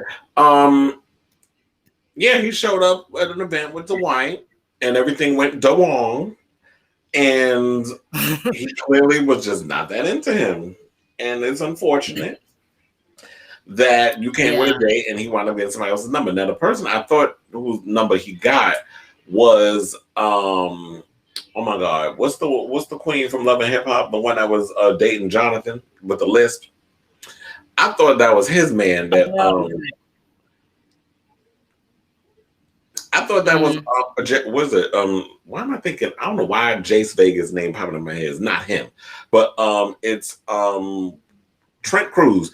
I thought it was his boyfriend, the one that he was getting the number from, but he was over there talking to them, and they were, you know, he don't do embarrassments, and I'm leaving, and how you leaving an event that your friend Chavis, fine behind, put on, and I was just like, oh no, bitch, you gotta go. Like, if you're not here for me, if you're not gonna be my date, if you're just going like come up in here for some, you know, and your eyes wandering somewhere else, like deuces, bitch. Like that's the way I mean, I don't get upset over it. This is why I don't do relationships, because men are messy. I just sleep with them and keep them moving. But I will say that there was a situation that happened. A friend of mine and I, we are back speaking again. But there was a time when I messed up, that I was at a club and I was drunk, and this guy that a friend of mine was into, I kind of slithered my way over there and I made out with him on the dance floor and stuff. And he saw, he was mad, and the boy tried to put it all up on me, and I'm like, well, bitch, you was an equal participant. You're not just going to sit up in here and throw me under the goddamn bus. Now, I took my part in it, and I fucked up, and I shouldn't have. Tell us how you really feel. It was the brown juice. I mean, I don't want to be the one to blame it on the alcohol, but, you know, sometimes when you drinking a little too much, you get loose, you make stupid decisions, and that was a stupid decision that I made. And I don't regret a lot of things, but I regret that, hurting a friend of mine. And we worked it out, and that's that. So yeah, I can imagine what Dwight was going through, but to me, I don't know. It seemed like he's another one that likes, who's very opportunistic. I'll say that. But well, I mean, I will say this. You know, I know Dwight personally. We worked together on many things, and I don't know how he dealt with it, but to be in that situation, that would have killed me. But clearly he did the best that, you know, but I think he kind of did it to himself, because I mean, first of all, and that's the thing too, like, I think, you know, because we watch a lot of in his house specifically, like, and you know, that's the thing.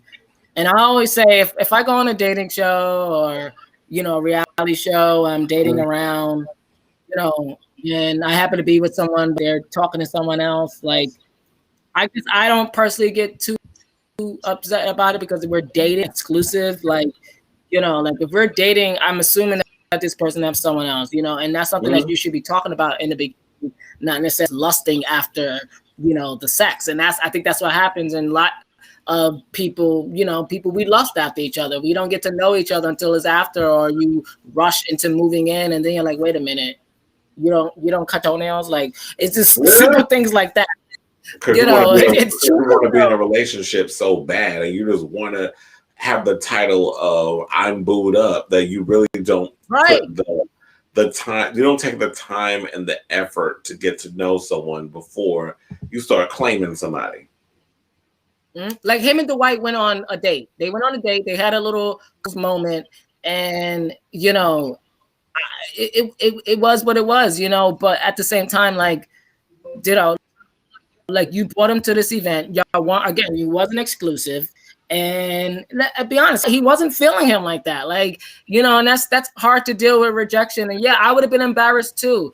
And yeah, he ran off into the bathroom and had his moment and stuff. But I don't know if I would have been. But like, I get it. I get what he was going through. But at the same time, like I said, you guys were dating, and he doesn't have to be upfront with you on asking again the conversation. Like, I'm not going to be upfront with someone I just met, but if you're asking me to, you know, we're having that conversation about honesty, trust, all that stuff, that, like, damn, I can't hurt this person. We had this conversation, but we haven't had the conversation. How is that person supposed to know what, you know, like, that's what I'm saying. Communication is important, and unfortunately, you know, we get caught up in it. And yeah, I think it's a lesson learned. I hope it's a lesson learned for Dwight. Was that the first time? Was that their first date when he brought him to that event? No, that was the second. They went on the coffee date. They had a little hot chocolate. It was. Oh yeah, that's him. I don't know. He looked like somebody else. I don't know. You know, I can't keep right. I remember the hot chocolate. I remember the hot chocolate. And then he was upset over the fact that he had to wait a long time for the guy to show up, and was very judgmental upon their first meeting. Right, and then he was mad he didn't hold his bag, and he didn't hold my bag, and da da da da. And I'm like, girl, like just like that's what I'm saying. Like some people are, and I love the food, as they say in the South, but he's very pretentious, and he knows that, and it's and sometimes men. Anyone in general, you're not a textbook. No one can read you. Like, so I think if you go into a date with a lot, nobody's gonna put up with that too. Like, well, certain. So I'm not putting up with it's just it's go ahead. It's sad overall because you on one hand you want to root for him, on the other hand you know that like it's just it was doomed from the start, and Dwight, he just had on the show, recently, the first, couple episodes. But right. So, it's just a lot of stuff to unpack. And we're on episode 9, I think. So I don't know how many people. We're still on Christmas. We're about to hit spring 2021. Oh, well, March is in like 2 weeks, and we still on Christmas of 2 years ago. I'm done. And that wraps up. Yeah. So let's talk about this dumb bitch who looked like she had animated eyeballs inserted into her head. That gorilla glue chick who looked like a cross between Jess Hilarious and Yandy Smith.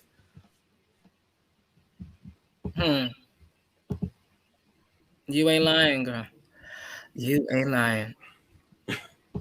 But yeah. So I mean, let's prerequisite real quick. So this girl is, for those that she is the infamous person who decided to put some glue in her hair, and it was apparently it wasn't well, she thought it was like gel, and it cleansed, and now she's being completely humiliated, rightfully so. And I mean, on one hand I feel bad for her, on the other hand I'm just like, girl, you kind of I don't, because I'm like, dumb people. I mean, I do. I don't feel bad for you. Right. I get that. Go ahead and cry maybe I'm looking at it from a different perspective. I saw Sunny Hostin. She tweeted something to the extent of like saying that like basically this girl, she was, she's someone who we should, instead of making the fun of, it's harder to, like, again, just like I said with Nene and Tamar, and I know people who are watching are like, oh, you take it always there, but it's the truth. Like, when it comes to colors, silver lining. Right. And when it comes to that, when it comes to like, blackness and stuff like that. Go ahead.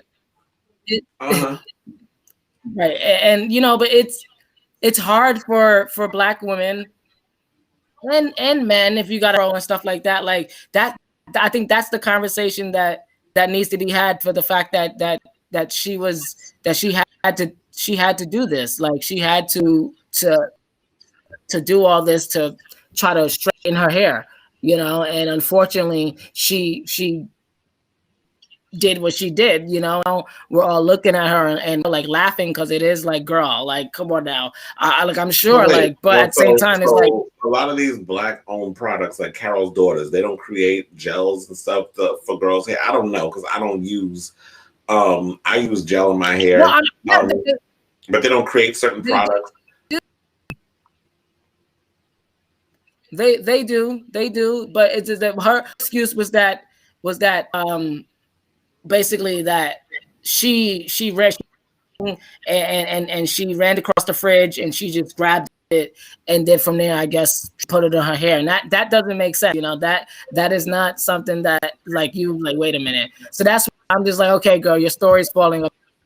You know, I feel like she's scamming people and she did something for attention, like a lot of people. And for those who donated money to her GoFundMe, if y'all expecting a refund, you get what you deserve because you're stupid enough to give this girl money. I guess y'all stimulus, because I know a lot of y'all ain't working. So y'all giving her some of y'all stimulus check so that way she can get whatever that shit taken out of her head. But mind you, she was just shit. I was gonna say shit like she a damn shipment from some damn Amazon. She just took a plane trip to LA so they could fix whatever the issue was with her putting the Gorilla Glue on her hair. Now I know there is a product because I did buy it like when I was living in LA. There is a gel that is like a glue-like supplement that you can put in your hair. So there is a product that it kind of is like a Gorilla Glue, but it's not going to do what Gorilla Glue does. Because like I said, I had a pair of headphones.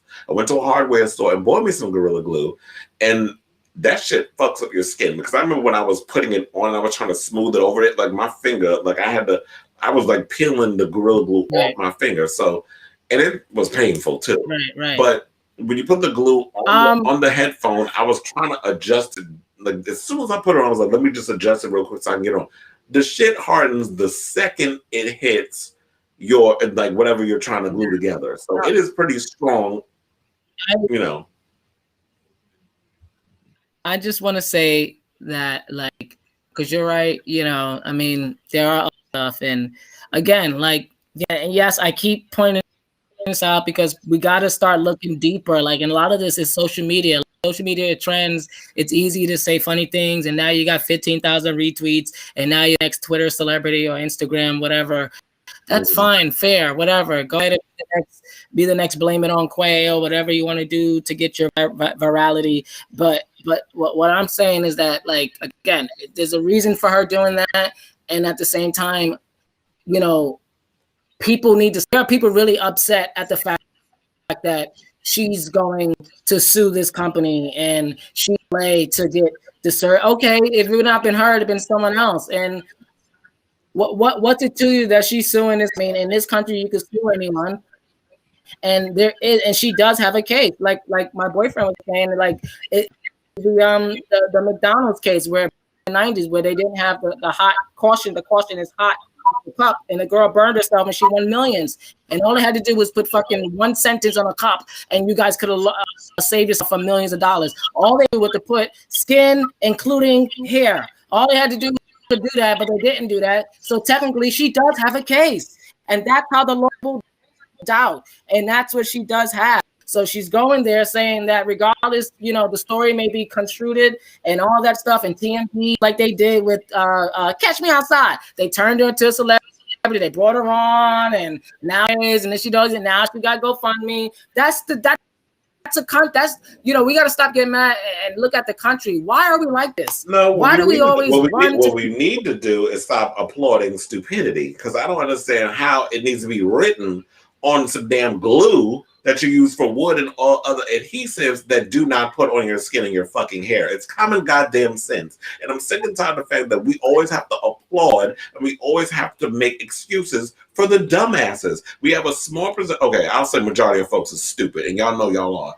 But for those of you who aren't dumb and who have a little something called common sense and a brain, this does not apply to you. This applies to fucking idiots who think, oh, wait, you know what?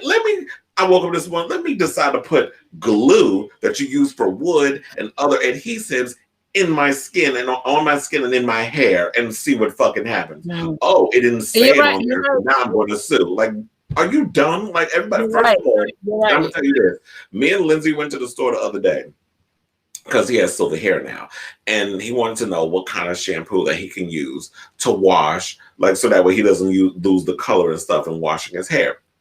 First thing he did, turn that damn bottle around and read the back of it to see if it was going to damage his hair. So if your ass can read, then you know damn well you shouldn't be putting no damn Gorilla Glue in your hair. She ain't got no case. The bitch is stupid. And that's all I'll say on that. Well, I mean, like I said, according to the way this country operates, all works, you know, I mean, it does.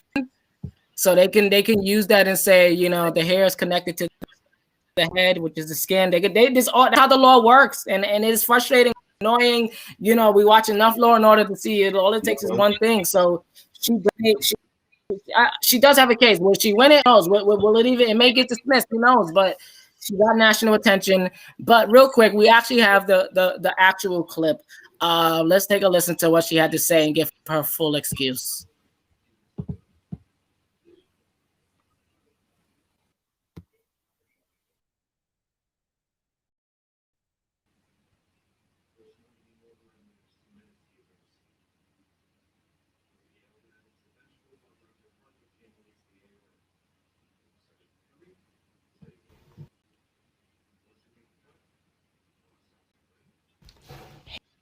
Yo.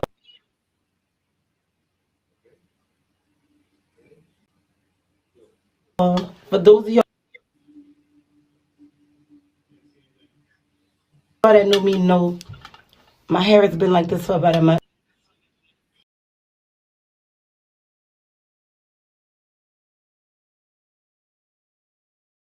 now.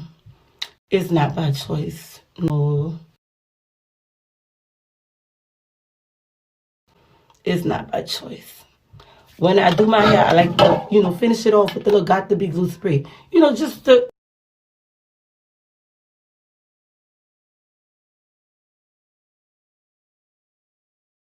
keep it in place. Well, I didn't have any more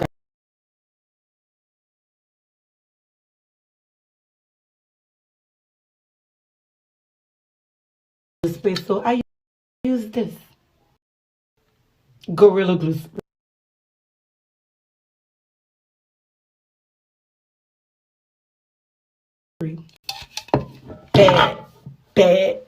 Bad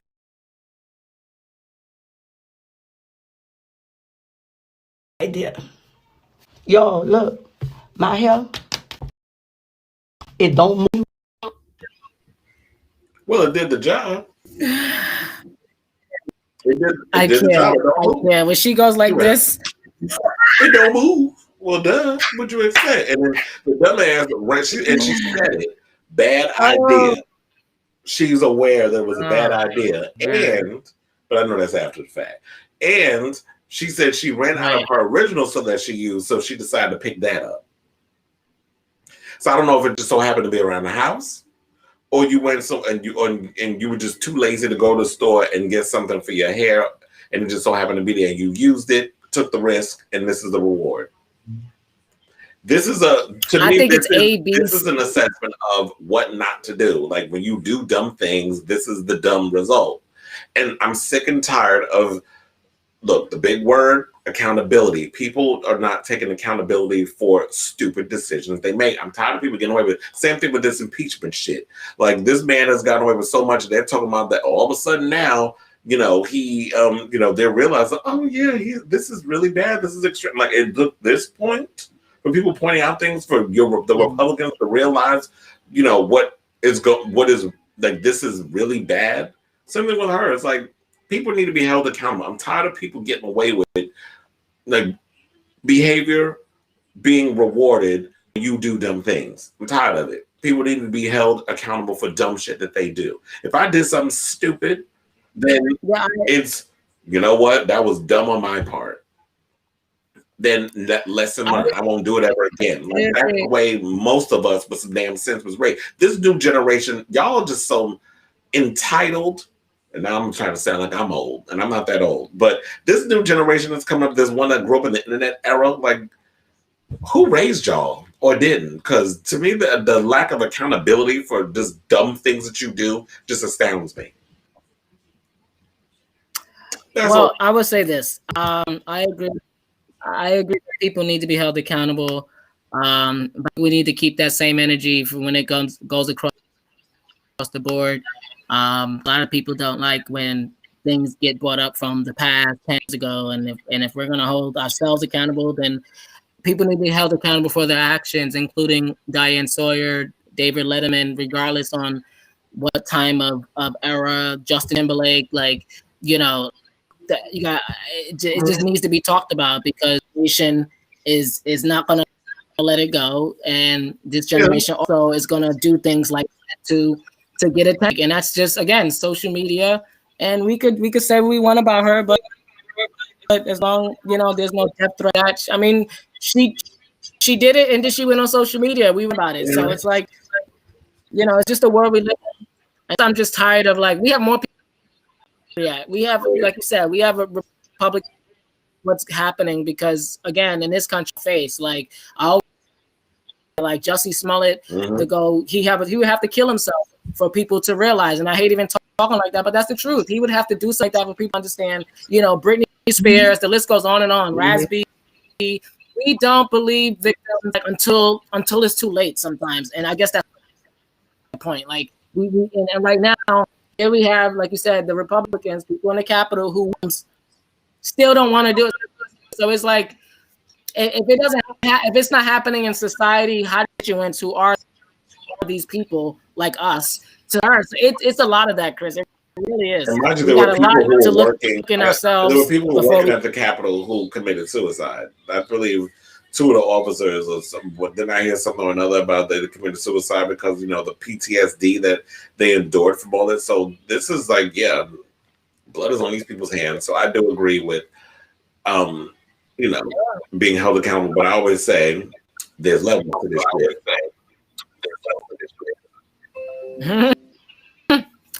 Yep. Well, let's wrap up this show. It was a was great a show. We had a fun show, very long. We had some. Yeah, every time we have a guest, it goes on long. That's why we got to chop some stuff up. But hey, we got a lot out. And I'm looking forward to next week. Next week we're going to be covering Fashion Week. We're going to do a lot of fashion. So the last day come for back. New York Fashion Week. Yes, and we're going to cover it. We will have a special guest pop through to do the fashion recap with us. And we got the next weeks of episodes to bring you guys. But yeah, I'm exhausted. I know you're exhausted. And guys, so thank you so much, and we will see you guys next week, same place, same back channel. Bye. Bye. Bye.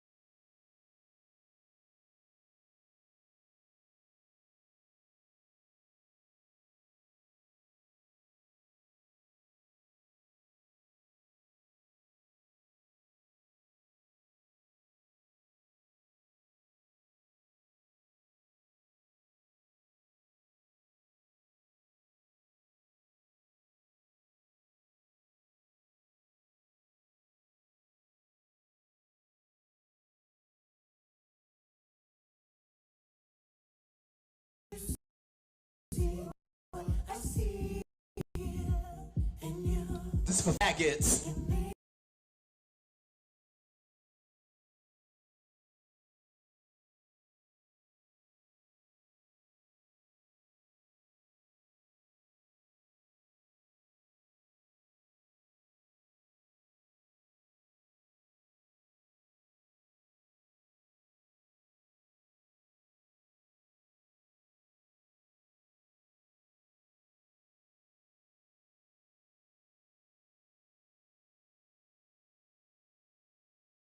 girl, don't play stupid.